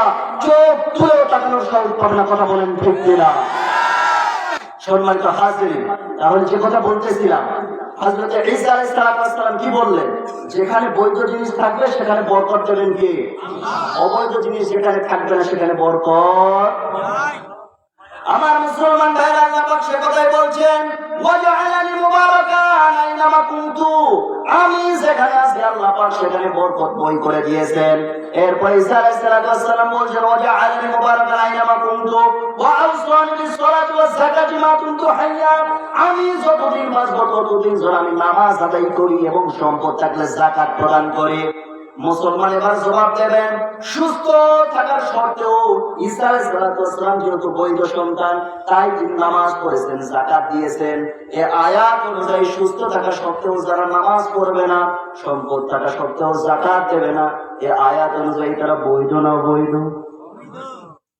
এখন যদি কারোর সাথে মিলে যায় আমার কিছু করার আমার মুসলমান ভাইরা যে কথা বলতেছিলাম লাম ইয়ালিদ ওয়া লাম ইউলাদ তিনি কাউকে জন্ম দেন নাই এবং তিনিও কারো কাছ থেকে জন্ম নেন নাই ওয়া লাম ইয়াকুল লাহু কুফুয়ান আহাদ আকাশ আর জমিনে তার সমতুল্য তার সমকক্ষ আর কেউ নাই আছে নাকি সমগ্র মানব জাতি মিলে যদি একসাথে স্লোগান দেয় দফা এক দাবি এক আল্লাহ তাআলার পদত্যাগ নাউজুবিল্লাহ সবাই মিলে যদি স্লোগান দেয় আল্লাহ কি সিয়াস ছেড়ে দেবে সমস্ত জিন জাতি যদি বলে আমরা মানুষের সাথে একত্রতা ঘোষণা করলাম আমরাও একই দাবি করলাম আল্লাহকে জিয়ার ছাড়তেই হবে আল্লাহ কি ছেড়ে দেবে সাথে যদি ফেরেশতাও বলে আমরাও মানুষের সাথে আছি একসঙ্গে স্লোগান দিলাম আল্লাহকে ক্ষমতা ছাড়তে হবে সবাই মিলে যদি একসাথে স্লোগান দেয় এরপরে আল্লাহ ক্ষমতা ছাড়বে নাকি এই জন্য আল্লাহ পাক বলছে ওয়ালাম ইয়াকুল্লাহু কুফুয়ান আহাদ আকাশ আর জমিনে তার সমতুল্য তার সমকক্ষ আল্লাহ রাব্বুল আলামিনের সমতুল্য সমকক্ষ আর কেউ নাই পড়েন সুবহানাল্লাহ তাহলে এই বিষয়টার প্রতি গুরুত্ব স্থাপন করতে হবে এক নম্বরে আল্লাহর জাত তথা অস্তিত্বে বিশ্বাস দুই নম্বর আল্লাহর সিফাত তথা গুণাবলীতে বিশ্বাস গুণাবলীতে বিশ্বাস তথা আল্লাহর সিফাতি নাম কতগুলো ওরা বলেন আল্লাহর নাম কতগুলো 99টি কিন্তু তাফসীরের মধ্যে ভিন্নতা এসেছে। আল্লাহ রাব্বুল আলামিনের নাম একটা নয়, দুইটা নয়, 100টা নয়, 200 নয়। আল্লাহ রাব্বুল আলামিনের নাম রয়েছে 5000। কত হাজার? তাওরাতে রয়েছে 1000, জাবুরে রয়েছে 1000, ইনজিলে রয়েছে 1000, কোরআনুল কারীমের মধ্যে রয়েছে 1000, আর লাওহে মাহফুজে রয়েছে 1000। কয় হাজার হলো? আবার কোন মুফাসসিরগণ বলেছেন আল্লাহ রাব্বুল আলামিনের নাম 5000 নয়, 10000 রয়েছে। পড়েন সুবহানাল্লাহ। এর মধ্যে থেকে প্রসিদ্ধ নাম হচ্ছে 99টা। কয়টা? এখন একটা একটা করে বলা যায় আপনাকে। এক নম্বর আল্লাহ পাকের নাম হলো রহমান, তথা দয়ালু। আল্লাহর দয়া সম্পর্কে যদি আমরা বলি, দ্বিতীয় আলোচক আমি মঞ্চে আসার পরে আলোচনা করেছিলেন, পাখি সম্পর্কে একটা কথা বলেছিলেন যে আল্লাহর দয়া কতটুকু তুমি জানো নাকি? সাহাবী যখন পাখি আনলেন, পাখির বাচ্চার মা চলে আসলো, এবার কি করলেন? এবার আল্লাহ নবী বলছেন, ওরে সাহাবী, তুমি এই পাখির বাচ্চার মায়ের দয়া থেকে তুমি অবাক হয়ে যাচ্ছ, আমার আল্লাহর দয়া সম্পর্কে তুমি জানো নাকি? আমার আল্লাহর দয়াকে 100 টুকরা করার পরে এক টুকরাকে আল্লাহ পাক তামাম পৃথিবীর মধ্যে ছিটিয়ে দিয়েছেন, তামাম বিশ্ববাসীর মধ্যে ছিটিয়ে দিয়েছেন। সেখান থেকে ছিটা ফোটা পেয়েছে এই পাখির বাচ্চার মা। এই বাচ্চার মা যদি ছিটা ফোটা পেয়ে এত দয়াবান হয়, তাহলে চিন্তা করো আমার আল্লাহর দয়া কত বড়। পড়েন সুবহানাল্লাহ। আমার মুসলমান ভাইরা, তাহলে রহমান এবং রহিম দুইটার অর্থ দয়ালু। পার্থক্য কি? পার্থক্য হচ্ছে এইটা, রহমান হচ্ছেন তিনি দুনিয়াবাসীর জন্য, আর রহিম হচ্ছেন তিনি হাসরের ময়দানে। রহমান দুনিয়াবাসীর জন্য তথা এখানে মুসলমানও আছে, হিন্দু, বৌদ্ধ, খ্রিস্টান, গং, সং, সারাল, সন্ন্যাল, যত ধর্ম জাতি বর্ণ যা আছে সবার জন্য আল্লাহ পাক রিজিকের ব্যবস্থা করেছেন না করেন নাই? সবাইকে আল্লাহ পাক রিজিক দেন, কিন্তু হাসরের ময়দানে আল্লাহ পাক সবাইকে দিবেন না। দয়া করেন তো দয়া দেখাবেন না। হাসরের ময়দানে শুধুমাত্র ওই বান্দাদের প্রতি আল্লাহ পাক দয়া করবেন যে সমস্ত বান্দাগুলো কি করবে, দুনিয়ার বুকে আল্লাহর রাসূল আল্লাহর গোলামি আল্লাহর আনুগত্য করেছে। রব্বুল আলামিন হাসরের ময়দানে শুধুমাত্র ওই সমস্ত বান্দাদেরকে দয়া করে জান্নাতে দিয়ে দেবেন। পড়েন সুবহানাল্লাহ। এখন প্রশ্ন আসতে পারে, হুজুর আমরা তো আমল করেছি, তাহলে আল্লাহর দয়া নিয়ে কেন জান্নাতে যেতে হবে? এই প্রশ্নটি হবে একবার ইসরাইল পুত্রের একজন ব্যক্তির ঘটনা। আল্লাহ নবী হাদিস কানাতে বলেছেন, আর হাসরের ময়দানে যখন আল্লাহ রাব্বুল আলামিন বনী ইসরাইল পুত্রের খুব একজন আমলওয়ালা ব্যক্তিকে যখন বলবেন, ও হে বান্দা তুমি আমার দয়া নিয়ে এবার জান্নাতে চলে যাও, জান্নাতে যাওয়ার যখন হুকুম দিয়ে দেবেন, বনী ইসরাইল পুত্রের এই লোকটা তখন মনের মধ্যে একটু অহংকার থাকবে, আহা আমি এত আমল করলাম আর আল্লাহ পাক আমাকে ধুমধাম করে জান্নাতে দিল না, ধুমধাম করে জান্নাতে দিল না। এই চিন্তা যখন মনের মধ্যে হবে, অন্তরের খবর জানেন কে? আল্লাহ পাক তখন বাদ দিয়ে বলবেন, হে বান্দা তোমার অন্তরের খবর আমি জেনে গিয়েছি, ঠিক আছে তোমার আমল দিয়ে তুমি জান্নাতে যাও। এবার জান্নাতি ব্যক্তিটি দেখবো, ওই তো দেখা যাচ্ছে জান্নাত, দেখা যাচ্ছে কোথায়? ওই তো জান্নাত। দেখবেন মাঠের এক পাশে যখন দাঁড়াবেন, বড় যে সমস্ত ধান ক্ষেতের মাঠ আছে, মাঠের এক পাশে যখন দাঁড়াবেন, অপর প্রান্তে মনে হবে আকাশ গাছের সাথে লেগে গেছে। কথা ভুল নাকি? মনে হবে আকাশ কিসের সাথে লেগে গেছে? গাছের সাথে লেগে গেছে। ঠিক তেমন করে জান্নাতি দেখবো, ওই তো জান্নাত, ওই তো জান্নাত, জান্নাত তো দেখাই যাচ্ছে। এবার যখন জান্নাতি দেখবে ওই তো জান্নাত দেখা যাচ্ছে, জান্নাত এবার হাঁটা শুরু করে দিয়েছে, কিন্তু কত মাইল যে পথ সে তো আর জানে না। সে কি জানে? জানে না। এবার ওই বনী ইসরাইল পুত্রের ব্যক্তি যখন হাঁটা শুরু করে দেবে, হাঁটতে হাঁটতে সে ক্লান্ত হয়ে পড়বে, তৃষ্ণার্ত হয়ে পড়বে। সাথে থাকবে তার ফেরেশতা, তাকে বলবো, হে ফেরেশতা আমার তো তৃষ্ণা লাগছে, এক গ্লাস পানি দাও। ফেরেশতারা বলবে, বান্দা তুমি এটা দুনিয়া পেয়েছো, এটা হলো হাসরের ময়দান, আর তুমি আমার কাছে পানি চাচ্ছ, এখানে যে পানি নিতে চাও তাহলে কিনে নিতে হবে। বলছে কিনে কিনবো, আমার কাছে তো টাকা নেই। বলছে তোমার যে আমল আছে ওই আমল যে কিনে নাও। এবার জান্নাতি বলবে নিয়ে নাও। এবার ফেরেশতারা অর্ধেক আমল নিয়ে এক গ্লাস পানি দেবে, ও সাথে পানি যখন পান করে ফেলবে, পানি পান করার পরে এবার যখন নিম্ন চাপ শুরু হবে, ঊর্ধ্ব চাপ তো গেছে, এবার নিম্ন চাপ, নিম্ন চাপ যখন দেবে এবার ডাকতে বলবে ফেরেশতারা ব্যবস্থা করো, তাড়াতাড়ি সারতে হবে। এবার ডাক দিয়ে বলবে, এটা তুমি দুনিয়া পেয়েছো, যেখানে খুশি সেখানে মারবা, এত সস্তা না। এখানে যদি তুমি সারতে চাও তাহলে জায়গা তোমাকে কিনে নেওয়া লাগবে। বলছে কিনে কিনবো, আমার কাছে তো টাকা নেই।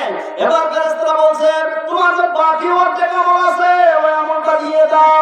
আমল যখন দিয়ে দিবে এবার সে সারে সে নিম্নচাপ যখন কমপ্লিট, সে যখন তৃপ্তি হয়ে গেল, এবার তাকিয়ে দেখতেছে তার আমল নামে আর কোনো সওয়াব আর কোন আমল নাই। এবার আল্লাহর দরবারে সেজদায় করে আল্লাহকে বলবে, আল্লাহ গো, আমি বুঝতে পেরেছি তোমার দয়া ছাড়া কেউ জান্নাতে যেতে পারবে না। পড়েন সুবহানাল্লাহ। তাহলে নিজেকে যত বড় আমল ওয়ালা মনে করি না কেন, আল্লাহর দয়া ছাড়া কেউ কি জান্নাতে যেতে পারবো? তাহলে আল্লাহ পাক এখানে বুঝাই দিচ্ছে, রহমান যিনি দুনিয়াবাসীর জন্য, কিন্তু হাসরের ময়দানে তিনি হবেন রহিম। তিনি কি হবেন? রহিম। আমি ছোট ছোট করে বলতেছি, এবার আসেন দুইটা গেলে, এবার আসেন 3 নম্বরে খালিক। খালিক শব্দের অর্থ সৃষ্টিকর্তা। খালিক শব্দের অর্থ কি? সৃষ্টিকর্তা। আল্লাহ পাক আপনাকে আমাকে সৃষ্টি করে দিয়েছেন, এই तमाम দুনিয়াটাকে সৃষ্টি করেছেন আল্লাহ পাক। আমার আপনার দিকে তাকালে বুঝতে পারবেন আল্লাহ পাক কত বড় নিয়ামত দিয়েছেন। চিন্তা করে দেখেন, আল্লাহ পাক আমাকে একটা জিহ্বা দিয়েছেন, দুইটা চোখ দিয়েছেন। একটা চোখ হলে কি দেখতে পেতাম না, কিন্তু দুইটা চোখ দিয়েছেন। আল্লাহ রাব্বুল আলামিন বুঝিয়েছেন, বান্দারে আমি যে এত সুন্দর করে দুনিয়াটাকে সৃষ্টি করে দিয়েছি, তুমি যেন এগুলো ভালোভাবে দেখতে পারো, উপভোগ করতে পারো, এই জন্য আমি আল্লাহ রাব্বুল আলামিন দুইটা চোখের ব্যবস্থা করে দিয়েছি। পড়েন সুবহানাল্লাহ।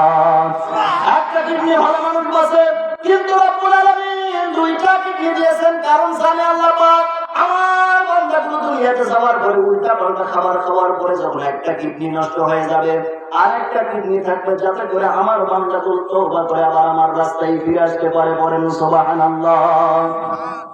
আবার আল্লাহ পাক চোখ সম্পর্কে বলছেন, আলাম নাজআল লাহু আইনাইনি ওয়া লিসানান ওয়া শাফাতাইন ওয়া হাদাইনাহু নাজদাইন।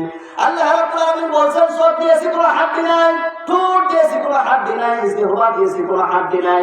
আবার চোখও থাকে ভিজা, জিহ্বাও থাকে ভিজা। আপনি এক কেজি বস্তু কিনে আনলেন, 7 দিন ভিজে রাখবেন, ওটা থাকবে, পচে যাবে। কি হবে? পচে যাবে, ও জিনিস থাকবে না। কিন্তু আল্লাহ পাক জন্মের পর থেকে আমার সবটাকে ভিজিয়ে রেখেছেন এবং জিহ্বাটাকে ভিজিয়ে রেখেছেন। পচে গিয়েছে নাকি? পচে যায় না, বরং পানি শুকিয়ে গেলে বিপদ। পানি শুকিয়ে গেলে কি? চোখে যদি পানি চলাচল না থাকে, চোখ কি টিকবে? চোখ টিকবে না। জিহ্বাতে যদি পানি না থাকে, ও মানুষ কি বাঁচবে? বাঁচতে পারবে না। কিভাবে আল্লাহ পাক সৃষ্টি করেছেন? সুবহানাল্লাহ। মানব দেহের মধ্যে আল্লাহ পাক দুইটা মূল্যবান সম্পদ দিয়েছেন। একটা দিয়েছেন কন্ট্রোল রুম, আর একটা দিয়েছেন জেনারেটর। কন্ট্রোল রুম তথা ব্রেন, 2 নম্বরে জেনারেটর তথা হার্ট। কন্ট্রোল রুম তথা ব্রেন, এখান থেকে সমস্ত সিদ্ধান্ত আসবে। মানুষ কোথায় যাবে, কি করবে, সব সিদ্ধান্ত কোথায় থেকে? মাথা থেকে সিদ্ধান্ত আসবে। মাথার মধ্যে যদি কন্ট্রোল থাকে, ও কখন কোথায় কি করতেছে ও কি বুঝতে পারে নাকি? কোনো কিছুই বুঝতে পারবে না। আর হার্ট হলো জেনারেটর, কারণ মানুষ যত কিছুই খাবার খাক না কেন, পুরো শরীরের মধ্যে রক্ত যে জিনিসটা সাপ্লাই দেয়, সেই জিনিসের নাম কি? হার্ট। সেই জিনিসের নাম কি? পুরো শরীরের মধ্যে রক্ত সাপ্লাই দিতেছে। এই রক্ত যখন সাপ্লাই যাবে, এই রক্ত সাপ্লাই দেওয়ার সময় কি হবে? এই রক্ত যখন চলাচল করতেছে, রক্ত চলাচল করার সময় মাঝে মধ্যে হার্ট অ্যাটাক করে কি করে না? সাফাই নবাব বলছে নাও করতে পারে, করে করে করে। হার্ট অ্যাটাক কেন করে? হার্ট অ্যাটাক করার কারণ হচ্ছে, দুনিয়ার মধ্যে কিছু কিছু বান্দা তো আছে খায়, জন্মের খাওয়া খায়, খাওয়ার আগেও বিসমিল্লাহ বলে না, খাওয়ার শেষেও আলহামদুলিল্লাহ বলে না, খায় আর বলে যা মজা হয়েছে। কি হয়েছে? যা মজা হয়েছে। এই পাইপের জলে খাওয়ার ফলে কি হবে? চর্বি তৈরি হবে। সেই লাইনে রক্ত চলাচল করবে, ওই লাইনে চর্বি চলাচল করতে গিয়ে জাম করবে, রক্ত আর চলাচল করতে পারবে না, তখনই হার্ট অ্যাটাক করে। আমার মুসলমান ভাইয়েরা, হার্ট অ্যাটাক যে করবে সেটা আল্লাহ পাক ভালো করেই জানতেন। এই জন্য আল্লাহ রাব্বুল আলামিন আগে থেকে একটা ব্যবস্থা করে রেখে দিয়েছেন। সেটা হলো, হার্ট সার্জারি যখন করবে, হার্ট সার্জারি ডাক্তাররা তখন কি করে? ওই রগটাকে কেটে ফেলে দিয়ে সেটা না আরেকটা ভালো রগ লাগিয়ে দেয়। সেটা কোথায় পাবেন রগ? এটা কিন্তু গরুর রগ দিয়ে হবে না, এটা কিন্তু ছাগলের রগ দিয়ে হবে না, এটা কিন্তু অন্য কোনো প্রাণীর রগ দিয়ে হবে না। এই রগটা আপনি এখন কোথায় পাবেন? এটা কি আপনার ছেলে রগ দেবে? আপনার ভাই কি রগ দেবে নাকি? কেউ তো আপনাকে রগ দেবে না। এই রগ এখন পাবেন কোথায়? আল্লাহ পাক ভালো করে জানেন আমার বান্দারা অতিরিক্ত খাবে আর হার্ট ব্লক করে ফেলবে। এই জন্য ডাক্তাররা যখন হার্ট অপারেশন করে, হার্ট ওপেনার সার্জারি করে, তখন কি করে? আল্লাহ রাব্বুল আলামিন আগে থেকে পায়ের উরুর মধ্যে একটা এক্সট্রা স্পার রড রেখে দিয়েছেন। যখন ডাক্তাররা হার্ট অপারেশন করে রডটাকে কেটে ফেলে দিয়ে পায়ের উরুর ভিতর থেকে সেই রডটাকে বের করে কলিজার মধ্যে দিয়ে লাগায় বাঁচায় দেন। বলেন সুবহানাল্লাহ। আমার মুসলমান ভাইরা, এত সুন্দর করে আল্লাহ পাক মানুষকে সৃষ্টি করেছেন। মানুষের শিরা উপশিরাগুলো বের করে করে যদি এভাবে জোড়া দেওয়া হয়, চিকিৎসা বিজ্ঞানীরা বলছেন এই জোড়া দেওয়ার কারণে এই পৃথিবীর চতুর্পাশ দিয়ে একবার নয়, দুইবার নয়, তিনবার ঘোরানো যাবে। বলেন সুবহানাল্লাহ। আবার এইটা যদি শরীরের ভিতর থেকে বের করে এইভাবে পাশাপাশি সাজিয়ে রাখা হয়, চিকিৎসা বিজ্ঞানীরা বলছেন এইটাকে সাজিয়ে রাখার জন্য রব্বুল আলামিন যতগুলো শিরা উপশিরা দিয়েছেন, এই শিরা উপশিরা সাজিয়ে রাখার জন্য 1 নয়, 2 নয়, 3 একর জমিন লাগবে এইটাকে সাজিয়ে রাখতে। পারেন সুবহানাল্লাহ। এত সুন্দর করে আল্লাহ পাক সাজিয়ে দিয়েছেন।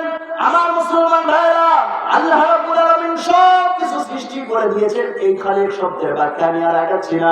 আর সিফাতি নামগুলোর ব্যাখ্যা যদি ভাবে একটা একটা করে করতে থাকি সারা রাত চলে যাবো, ছাতা শেষ হবে না। আমি ওদিকে যেতেছি না, আমি এবার চলে যাচ্ছি কোথায়? আল্লাহ রাব্বুল আলামিনের সিফাতি নামগুলোর প্রতি বিশ্বাস স্থাপন করতে হবে। 3 নম্বরে এক নম্বরে আল্লাহর জাতে বিশ্বাস, 2 নম্বর আল্লাহর সিফাতে বিশ্বাস, 3 নম্বর আল্লাহর কুদরতে বিশ্বাস। কুদরত তথা ক্ষমতা। আল্লাহর ক্ষমতা কতটুকু? আল্লাহর ক্ষমতা কতটুকু? সকল ক্ষমতার একচ্ছত্র মালিকানা কার? আল্লাহ পাকের। মানুষ যখন ক্ষমতা পায় তখন চতুর্দিকে থেকে ক্ষমতার ক্ষমতা কি করবে হিসাব করে পায় না। সারা জীবন ক্ষমতায় টিকে থাকার জন্য সর্বাত্মক প্রচেষ্টা চালায়।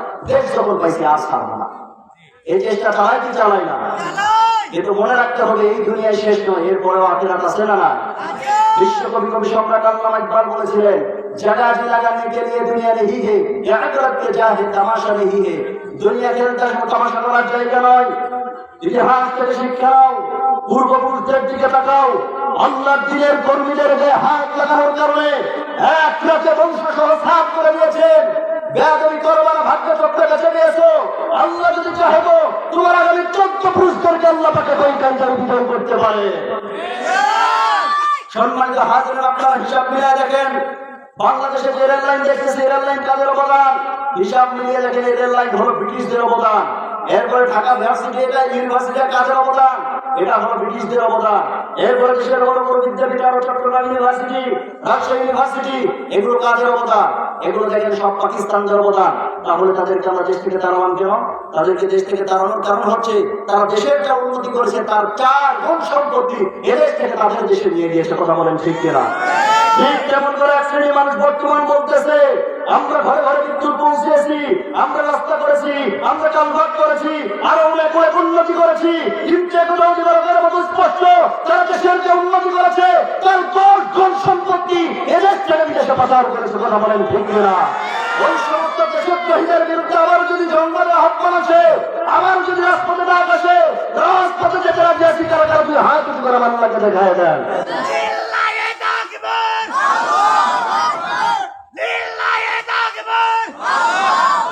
আল্লাহ পাক সকলের হাতকে কবুল করুন, করুন আমিন। আল্লাহ পাক সকলের হাতকে কবুল করুন, করুন আমিন। সম্মানিত হাজির, যে কথাটি বলতেছিলাম, সকল ক্ষমতার একচ্ছত্র মালিকানা কার? দুনিয়ার কারো কোনো ক্ষমতা আছে? দুনিয়ার কারো কোনো ক্ষমতা নাই। আল্লাহর সেই কুদরতের প্রতি বিশ্বাস স্থাপন করতে হবে। আল্লাহ রাব্বুল আলামিন বলেন, ওয়ামান আ'রাদা আন যিকরি ফাইন্না লাহু মাঈশাতান দানকা ওয়া নাহশুরুহু ইয়াওমাল কিয়ামাতি আ'মা। সূরা তাহা 16 নম্বর 19 নম্বর পৃষ্ঠা 13 নম্বর লাইনের 124 নম্বর আয়াতে আল্লাহ রাব্বুল আলামিন জানিয়েছেন, যারা আমার আইনকে মানবে না, আমার বিধানকে মানবে না, আমি আল্লাহ রাব্বুল আলামিন তাদের জীবনটাকে সংকীর্ণ করে দেব। ঘুষ নিয়ে আনতে 10 লাখ টাকা, বাড়িতে এসে দেখবে 20 লাখ টাকার ক্ষতি হয়ে বসে আছে, টঙ্কা সংকীর্ণ করে দেবেন। কোটি কোটি টাকা ইনকাম করে নিয়ে আসবে, স্ত্রী তার অভাব তো, সন্তান তার অভাব তো আছে না নাই? একটা কথা বলে নেই, সেটা হলো কেউ যদি পরকিয়া করে তার উপর আল্লাহ 6টা গজব নাজিল হয়। কয়টা? 6টা গজব নাজিল হয়। দুনিয়াতে 3টা, পরকালে 3টা। দুনিয়াতে 1 নম্বরে তার চেহারা উজ্জ্বলতা নষ্ট হয়ে যাবে, 2 নম্বরে তার আয়ুষ্কাল কমে যাবে, 3 নম্বরে তার রুজির বরকত কমে যাবে। মৃত্যুর পরে 3টা গজব। 1 নম্বরে আল্লাহ মরার সাথে সাথে তার উপরে রাগান্বিত থাকবেন। 2 নম্বরে হাসরের ময়দানে আল্লাহ পাক তার হাতে আমলনামা দেবেন, কিন্তু সে পড়তে চাইবে না। মানে হাসরের ময়দানে আল্লাহ পাক তাকে লজ্জিত করবেন, আর বিনা হিসাবে আল্লাহ পাক তাকে জাহান্নামে দেবেন। অতএব এই গুনাহ ছাড়ার দরকার আছে না নাই? কে কে ছাড়তে রাজি আছেন একটু হাত তোলেন তো। ইন্না লিল্লাহ, মুখে দাঁড়িয়ে এই কাজ করেন। আমি তো ফিরে আসার কথা বলছি, আপনি হাত তুললেন কেন? তো যাই হোক, এটা সমাজের মধ্যে কিন্তু ব্যাপক একটা ভাইরাসের রূপ নিয়েছে, ঠিক না? এই সমস্ত অপসংস্কৃতি থেকে ফিরে আসার দরকার আছে না না? আল্লাহ রাব্বুল আলামিন আমাদেরকে এই সমাজটাকে আল্লাহ রাব্বুল আলামিন যেন জান্নাতি সমাজ হিসেবে কবুল করেন, পড়েন আমিন। তাহলে আল্লাহর ক্ষমতার প্রতি বিশ্বাস স্থাপন করতে হবে। সকল ক্ষমতার একমাত্র মালিকের আল্লাহ, নাকি জনগণ? সকল ক্ষমতার একমাত্র মালিককে আল্লাহ পাক। এটা হলো 3 নম্বর। 4 নম্বরে আল্লাহর আইন, আল্লাহর বিধান মানার দরকার আছে না নাই? আল্লাহ রাব্বুল আলামিন বলেন এই কোরআনুল কারীমের মধ্যে একটা নয়, 2টা নয়, 550 আয়াত দিয়েছেন আল্লাহ পাক শুধু আদেশ ও নিষেধ ক্রমে। আদেশ ও নিষেধ ক্রমে যে 550 আয়াত দিয়েছে, এই 550 আয়াতের প্রতি বিশ্বাস স্থাপন করার দরকার আছে না নাই? এবং বাস্তব জীবন আমল করার দরকার আছে না নাই? আল্লাহ রাব্বুল আলামিন বলেন ইয়া মা'শারাল জিন্নি ওয়াল ইনসি ইন ইসতাতা'তুম আন তানফুযু মিন আকতারিস সামাওয়াতি ওয়াল আরদি ফানফুযু লা তানফুযুনা ইল্লা বিসুলতান ফাবিআইয়ি আলা'i রাব্বিকুমা তুকাযযিবান। আল্লাহ রাব্বুল আলামিন বলেন সূরা রহমান 27 নম্বর পারা 11 নম্বর পৃষ্ঠা 9 নম্বর লাইনে 37 নম্বর আয়াত 2 আল্লাহ পাক জানিয়েছেন হে মানব জাতি এবং জিন জাতি। এখানে কিন্তু আল্লাহ পাক একটা জাতিকে ডাকতেন নাই, 2টাকে ডাক দিয়েছেন।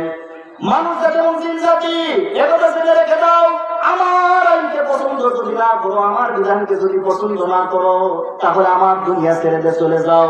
কিন্তু যাবে কোথায়? সব জায়গায় সুলতান, সব জায়গায় সম্রাট একমাত্র কে? অতএব আল্লাহর আইন মানার দরকার আছে না নাই? সমাজের মধ্যে কি আল্লাহর আইন আছে? আল্লাহ রাব্বুল আলামিন বলেছেন ওয়ালা তাকরাবুজ জিনা, তোমরা জিনার নিকটবর্তী হইও না। কিন্তু জিনার নিকটবর্তী কাজকর্মগুলো সমাজে আছে না নাই? মেসেজ করা করে আছে না নাই? চাকরি আছে না নাই? চলতেই থাকে অনবরত, এরকম আছে না নাই? কিছুদিন পূর্বে হুজুরের মুখে শুনলাম 16 ছাত্রছাত্রী মাট্রিক পরীক্ষায় বিয়ে পাস করছে। ছেলে বাবাকে ফোন করে বলছে বাবা বৌমা দেখে যান, বাবা অজ্ঞান হয়ে গেছে। পরে ছেলে বাবাকে ফোন করে বলছে বাবা অজ্ঞান হয়ে লাভ নাই, এখন আমার জীবন মরণ শেফালির হাতে, ইচ্ছে করলে মারতে পারে, পারে বাঁচাতে। এখন আমার জীবন মরণ সুইটির হাতে। নাম দিয়ে আবার সুইটি, বিউটি, মিম জিম লিটন যতন খতন 11 সেরাগালি সন্দেশ টেট্রন কলেস্ট্রল সুতি টাঙ্গারি জামদারি খামদারি আমদারি রপ্তারি, মানে নামের বেলায় আমরা কি জানি এক আল্লাহ সাল্লাল্লাহু কেউ জানে না। যেহেতু কথাটা এসে গেল মাঝখান দিয়ে বলে দেয় আল্লাহ নবী জানিয়েছেন আল্লাহ রাব্বুল আলামিনের কাছে 2টা নাম সবচাইতে প্রিয়। 1 নম্বর হচ্ছে আব্দুল্লাহ, 2 নম্বর হচ্ছে আব্দুর রহমান। কিন্তু সে আব্দুল্লাহ নামটা নিয়ে ঠাট্টা হয় কি হয় না? কোন পুরুষের যদি একটু সতর্কহীন হয়ে যায়, সাইড থেকে লোকমা দেয়, ওহে ছাতা আব্দুল্লাহ সামান আছে না না? নামগুলোর কি অবস্থা? মেয়েদের নামগুলোর দিকে তাকান, ওদের কাছে বড় নাম পছন্দ হয় না। আছে? আচ্ছা, তাহলে ওনাদের সম্পর্কে কিছু বলার দরকার আছে না না? আছে। বড় নাম তাদের পছন্দ হয় না, যত ছোট নাম তত তাদের পছন্দ হয়। 3 অক্ষরের নাম সূচনা, এটাও নাকি তাদের কাছে বড় হয়ে গিয়েছে। 3 অক্ষরের নাম কেটে 2 অক্ষরের নাম দিয়ে দিয়েছে সুচি। কি দিয়েছে? সুচি। শুধু কি মেয়েদের নামই ছোট হয়েছে নাকি মেয়েদের নামের সাথে সাথে মেয়েদের পোশাক গুলো ছোট হয়ে গিয়েছে? 4 পিস, 3 পিস, 2 পিস, সর্বশেষ আমরা 1 পিস। অথচ আল্লাহ রাব্বুল আলামিন বলেন ওয়াকারনা ফি বুয়ুতিকুন্না ওয়ালা তাবাররাজনা তাবাররুজাল الجاهلية الأولى সূরা আহজাব 22 নম্বর পারা প্রথম নম্বর পৃষ্ঠা 4 নম্বর লাইনে 33 নম্বর আয়াতে আল্লাহ রাব্বুল আলামিন জানিয়েছেন, হে মেয়েরা তোমরা ঘরের পরিবেশে থাকবে, বাহিরে যাবে না। আর বাহিরে যদি যেতে চাও জাহেলি যুগের মেয়েদের মতো রূপ সৌন্দর্য প্রদর্শন করে বের হবে না। এটা হুকুম কার? আল্লাহ পাকের। কিন্তু মেয়েরা এখন বাইরে গেলে সাজে কি সাজে না? আমি হিসাব মিলিয়ে দেখেছি মেয়েরা সাজে 5 দিন। কয় দিন? 5 দিন। 1 নম্বরে পহেলা বৈশাখের দিন সাজে কি সাজে না? 2 নম্বরে কোন দিন সাজে? 31 নাইট সাজে কি সাজে না? 3 নম্বরে কোন দিন সাজে? 14 ফেব্রুয়ারি দিন সাজে কিনা? 4 নম্বরে ঈদের দিন। 4 নম্বরে ঈদের দিন সাজে। হ্যাঁ, সাজবেন না কেন? আপনার স্বামীর জন্য সাজে, বাইরে যাওয়ার জন্য নয়। আর 5 নম্বরে কোনো যদি বিবাহ অনুষ্ঠানে যায় এমন সাজ মারবে, দেখবেন বর্তমান বিবাহ অনুষ্ঠানগুলোতে গেলে মনে হয় একমাত্র কাজের মহিলা ছাড়া সবগুলোর বিয়ে একসাথে। ঠিক কিনা? আরেকটা দিন খুব সাজে, সেটা হলো সেদিন মার্কেটে যাবে। মার্কেটে যাওয়ার সময় পরিপূর্ণ একটা সাজ দিল।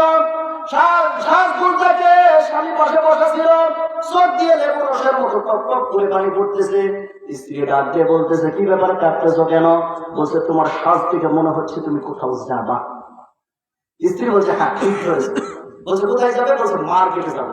বলছে, ঠিক আছে, তার বাচ্চাকে সাথে করে নিয়ে যাও। বলছে, কি বলো তুমি?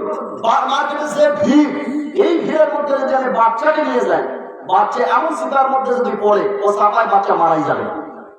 কি যাবে? মারাই যাবে। আচ্ছা, যে চাপায় বাচ্চা মরবে ওই চাপায় যেমন বকুল গাড়ি শরীর, এ কথার খেয়াল নাই? কথা বলেন না কেন? খেয়াল নাই? এবার স্বামী ডাক্তার বলছে, ঠিক আছে মার্কেটে যাবো, ভালো কথা। বাচ্চাকে দুধ খাওয়া দেখে হাতের মধ্যে একখান ফিটার ধরে যাবো, তুমি খাও। ধমধম করে মার্কেটে চলে গেল। যাওয়ার পরে দোকানদারের সামনে বসবে, বসার পরে ঠ্যাঙের উপর ঠ্যাং তুলে দিবে, পায়ের উপর পা তুলে দিয়ে বলবে, ভাইয়া একটা শাড়ি দেখানো যাবে কি? মানে এমন ভাবে বলবে, মদ মাত্রা শর্ত সিফাত গুন্না বাগুন্না বেগুন্না ওয়াজিব গুন্না যা আছে সব সহি শুদ্ধ হবে। ডাক দিয়ে বলবে, ভাইয়া একটা শাড়ি দেখানো যাবে কি? দোকানদার রকম না, ওর সঙ্গে সঙ্গে একটা শাড়ি বের করে নিজের গায়ে লটকা দিয়ে বলা, আপা এই শাড়িটা না আপনাকে দারুণ মানাবে। মানে ওটা আরেক লম্পট।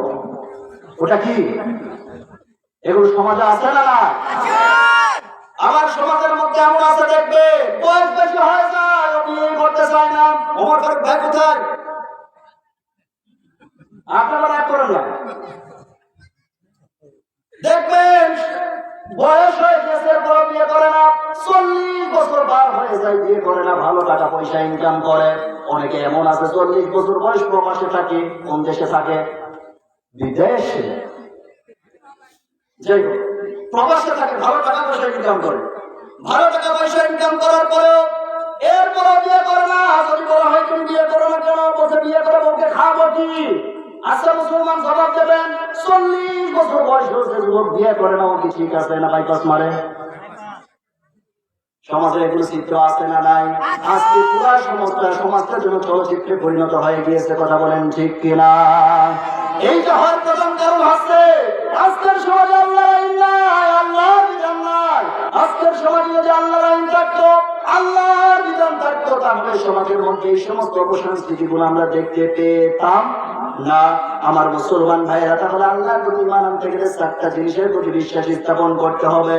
1 নম্বর আল্লাহর জাত অস্তিত্ব, 2 নম্বর সিফাত তথা গুণাবলী, 3 নম্বর কুদরত তথা ক্ষমতা, 4 নম্বর আল্লাহর আদেশ এবং নিষেধে বিশ্বাস স্থাপন করার দরকার আছে না নাই?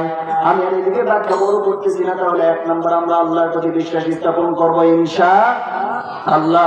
2 নম্বরে আল্লাহ পাক কি বললেন? মুত্তাকি হওয়ার শর্ত কি দিলেন? আল্লাযীনা ইউমিনুনা বিল গায়বি ওয়া ইউকিমুনাস সালাতা ওয়া মিম্মা রাযাকনাহুম ইউনফিকুন। আল্লাহ পাক 2 নম্বর আয়াতে বলছে, দ্বিতীয় অংশে বলছেন নামাজ কায়েম করতে হবে। আজকের সমাজে কি নামাজ প্রতিষ্ঠা আছে? নামাজ কায়েম করতে হবে। নামাজ কায়েম করবো কি? আমরা নিজেরাই তো ঠিক মতো নামাজ পড়ি না। নামাজে কায়েম করতে হবে। এই কায়েমের অর্থ রয়েছে বেশ কয়েকটা। তাফসীর থেকে যেগুলো পেয়েছি আমি নোট করে নিয়ে এসেছি, মোটামুটি 3টি নামাজ কায়েমের অর্থ পেয়েছি। কয়টি?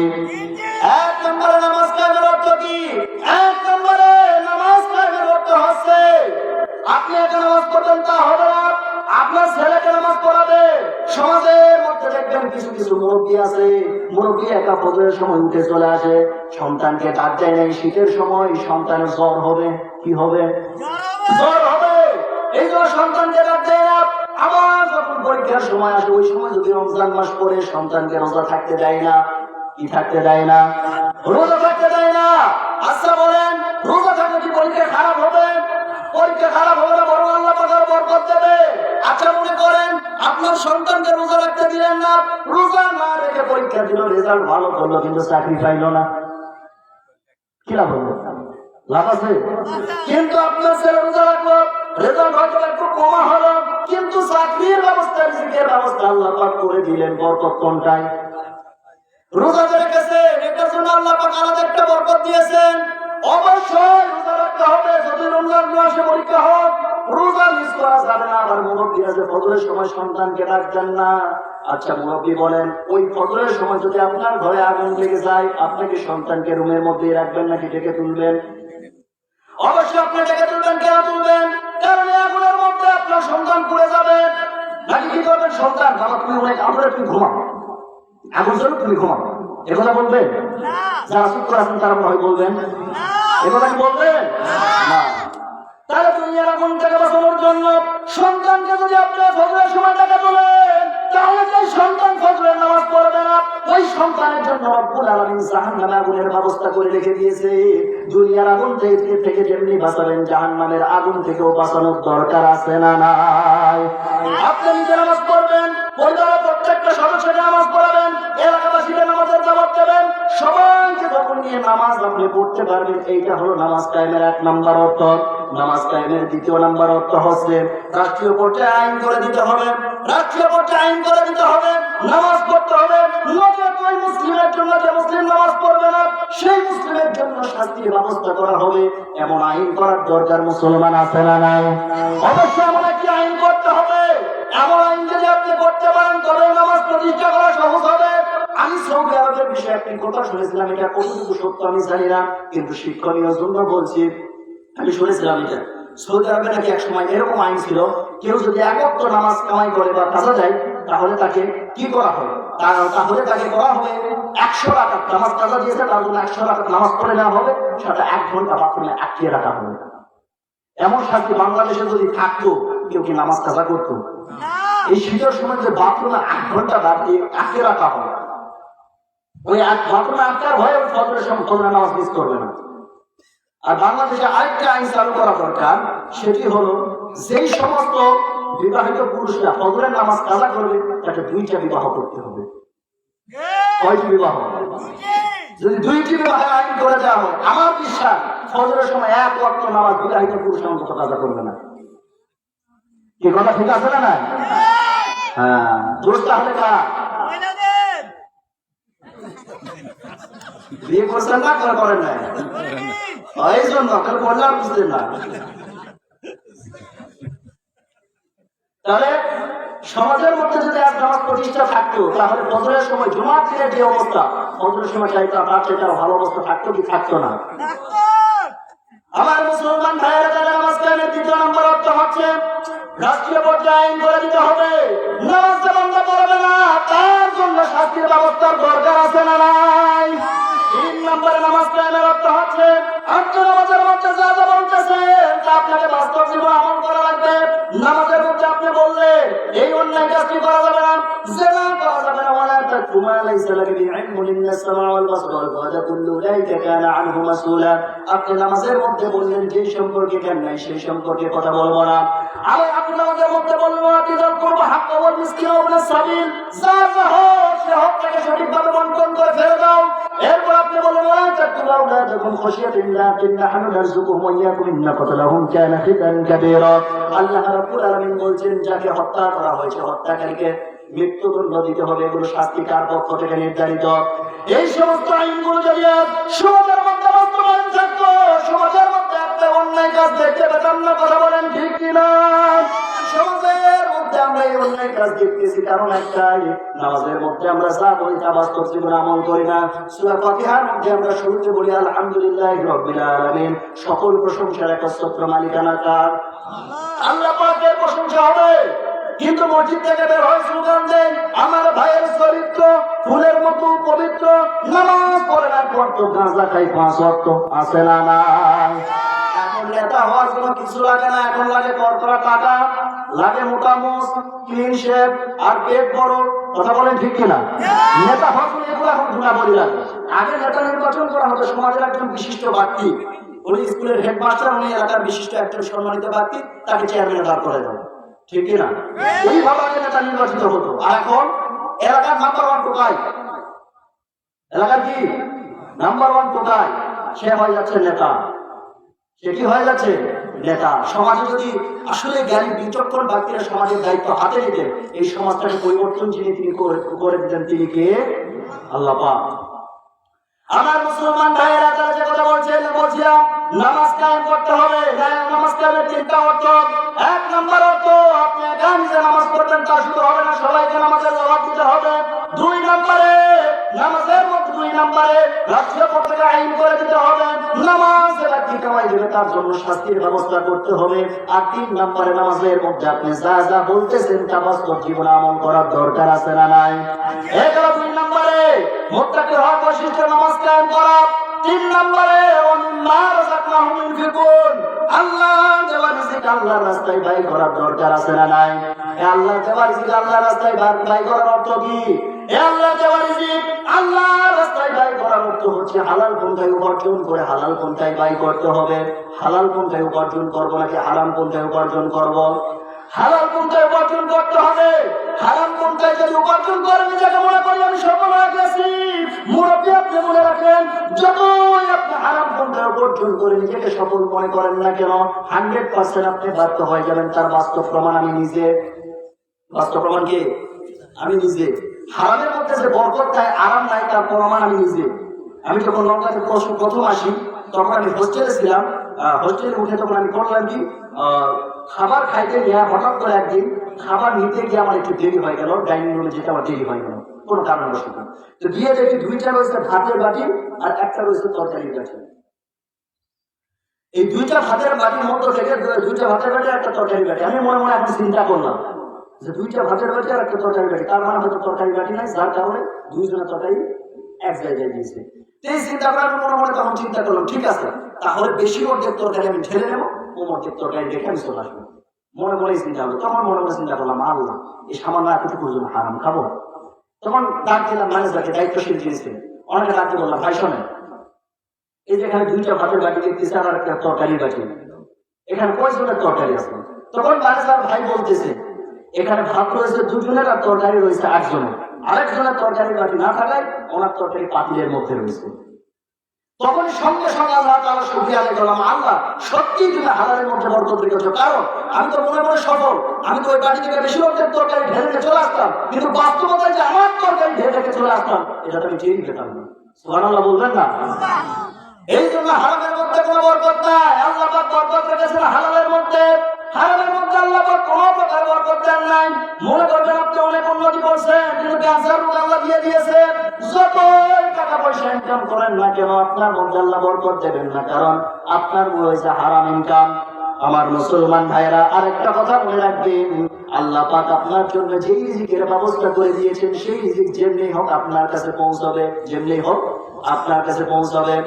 আমার মুসলমান ভাইরা, তাহলে আল্লাহ দেওয়া রিজিক হালাল পন্থায় ব্যয় করতে হবে। অনেক আবার এমন আছে আমরা হারাম পন্থায় ব্যয় করি। তাফসীর মাহফিলের জন্য যদি দান করতে বলা হয়, 500 টাকা পকেট থেকে বের হয় না। যদি বলা হয় মমতাজ আপু আসবে, রোনা লাইলে আসবে, কনসার্ট হবে, তাড়াতাড়ি আসেন, ওই মুরব্বী দাবকে বলবে 10,000 টাকা আমি দেবো। কত হাজার? 10,000। তাহলে চিন্তা করেন, হালাল পন্থায় উপার্জন করে অনেকে হারাম পন্থায় ব্যয় করে, কিন্তু আল্লাহ পাক বলছেন এখানে একটা বাক্য হলো হালাল পন্থায় উপার্জন করে আপনাকে হালাল পন্থায় ব্যয় করতে হবে, হারাম পন্থায় ব্যয় করা যাবে যাবে না। আমার মুসলমান ভাইয়েরা, হারাম পন্থায় ব্যয় করা যাবে না, হালাল পন্থায় উপার্জন করে হালাল পন্থায় ব্যয় করতে হবে, তবে আল্লাহ পাক আপনার উপরে রহমত দেবেন। তাহলে মুত্তাকি হওয়ার জন্য 3 নাম্বার গুণাবলী গেল, হালাল পন্থায় উপার্জন করব, হালাল পন্থায় ব্যয় করব। মুত্তাকি হওয়ার 4 নাম্বার গুণাবলী আল্লাহ রাব্বুল আলামিন বলেন, ওয়াল্লাযীনা يؤمنون بما أنزل إليك وما أنزل من قبلك وبالآخرة هم يوقنون আল্লাহ রাব্বুল আলামিন বলেন মুত্তাকি তারা যারা কি করবে ওয়াল্লাযীনা ইউমিনুনা বিল ওয়াল্লাযীনা বিমা উনজিলা ইলাইকা ওয়া মা উনজিলা মিন ক্বাবলিক তাদের সামনে যে কিতাব পূর্ববর্তী যে কিতাব সমস্ত কিতাবগুলোর প্রতি বিশ্বাস স্থাপন করতে হবে। সামনে রয়েছে কোরআনুল কারীম, পূর্বে রয়েছে 103 খানা কিতাব, টোটাল হলো কতখানা কিতাব?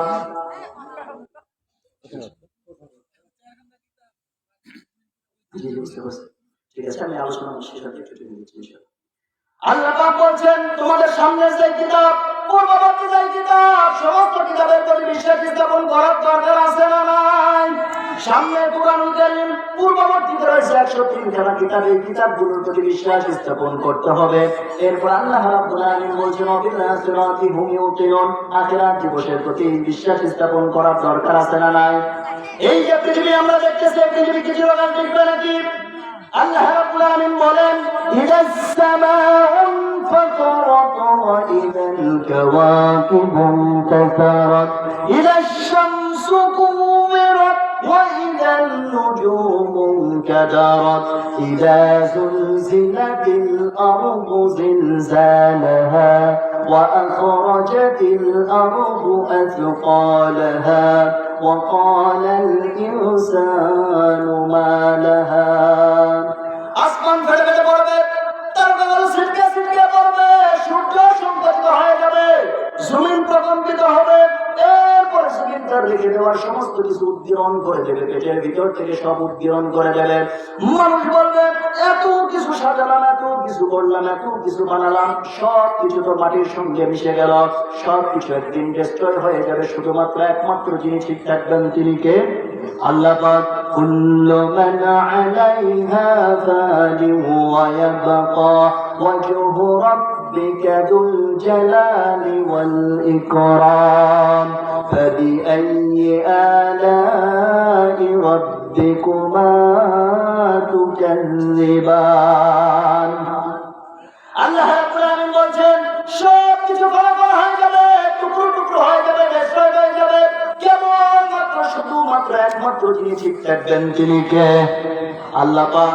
আমার মুসলমান ভাইরা সে আখিরাত দিবসে দাঁড়ানো লাগবে কি লাগবে না? অবশ্যই দাঁড়ানো লাগবে। সে আখিরাত দিবসকে আমরা ভয় করি কি করি না?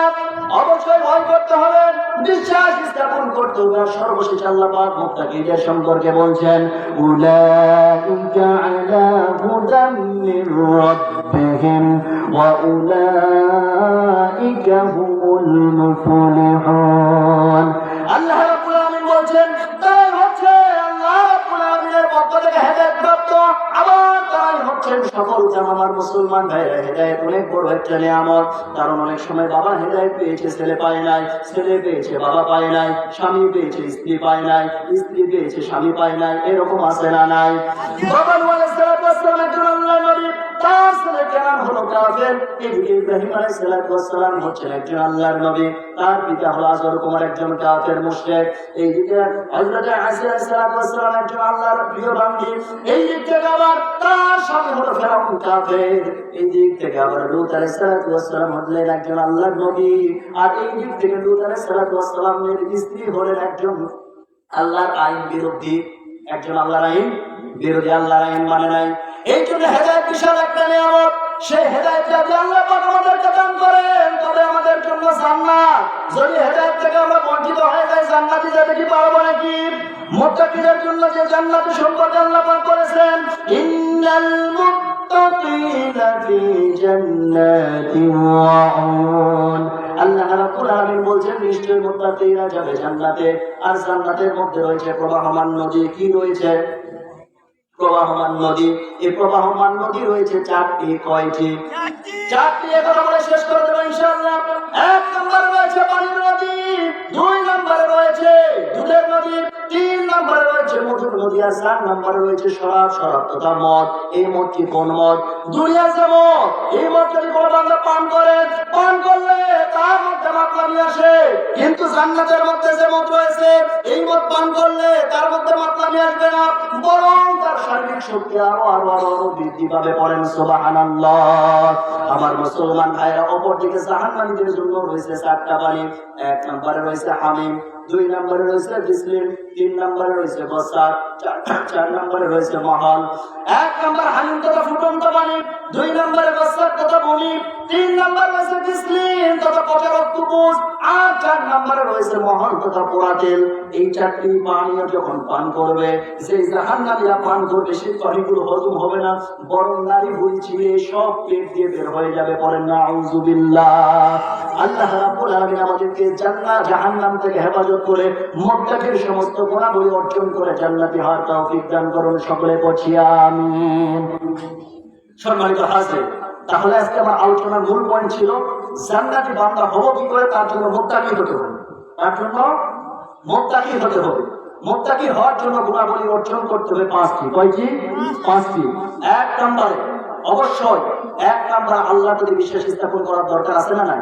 আছে। 2 নম্বরে নামাজ কায়েম করতে হবে। 3 নম্বর হালাল পন্থা উপার্জন করে হালাল পন্থায় ব্যয় করতে হবে। 4 নম্বরে কি করতে হবে? সামনের যে কিতাব, পূর্ববর্তী কিতাব, সমস্ত কিতাবের প্রতি বিশ্বাস স্থাপন করতে হবে। 5 নম্বরে আখিরাত দিবসের প্রতি বিশ্বাস স্থাপন করার দরকার আছে না নাই? অবশ্যই বিশ্বাস স্থাপন করতে হবে। আর সর্বশেষ আল্লাহ পাক বলছেন, উলাইকা আলা হুদাম মির রাব্বিহিম ওয়া উলাইকা হুমুল মুফলিহুন। এরাই হলো আল্লাহর পক্ষ থেকে হেদায়েত প্রাপ্ত, এরাই হলো আল্লাহর সফলকাম। করেন সুবহানাল্লাহ। এই যে আপনারা যে প্রতিষ্ঠান গড়ে তুলেছেন, এটা বিশাল একটা নিয়ামত। আজকাল আমরা সন্তানদেরকে কোরআন শিক্ষা করাতে চাই না। অনেকে বলি মাদ্রাসায় পড়লে চাকরি পাওয়া যায় না, মাদ্রাসায় পড়লে চাকরি পাওয়া যায় না। এটা ভুল কথা। আমি বলি মাদ্রাসায় পড়লে চাকরি আছে, বরং জেনারেলে পড়লে চাকরি, এটা আমি বলি না, আপনারা বলছেন। তার বাস্তব প্রমাণ আমি মাদ্রাসায় গিয়ে দেখেছি, সেখানে হিন্দু শিক্ষক প্লাস হিন্দু শিক্ষিকা। আমি মাদ্রাসায় নিজে পড়েছি, আমি নিজে শিক্ষিকা, আমি নিজে শিক্ষিকা পেয়েছি, আমি নিজে শিক্ষিকা পেয়েছি, হিন্দু শিক্ষিকা।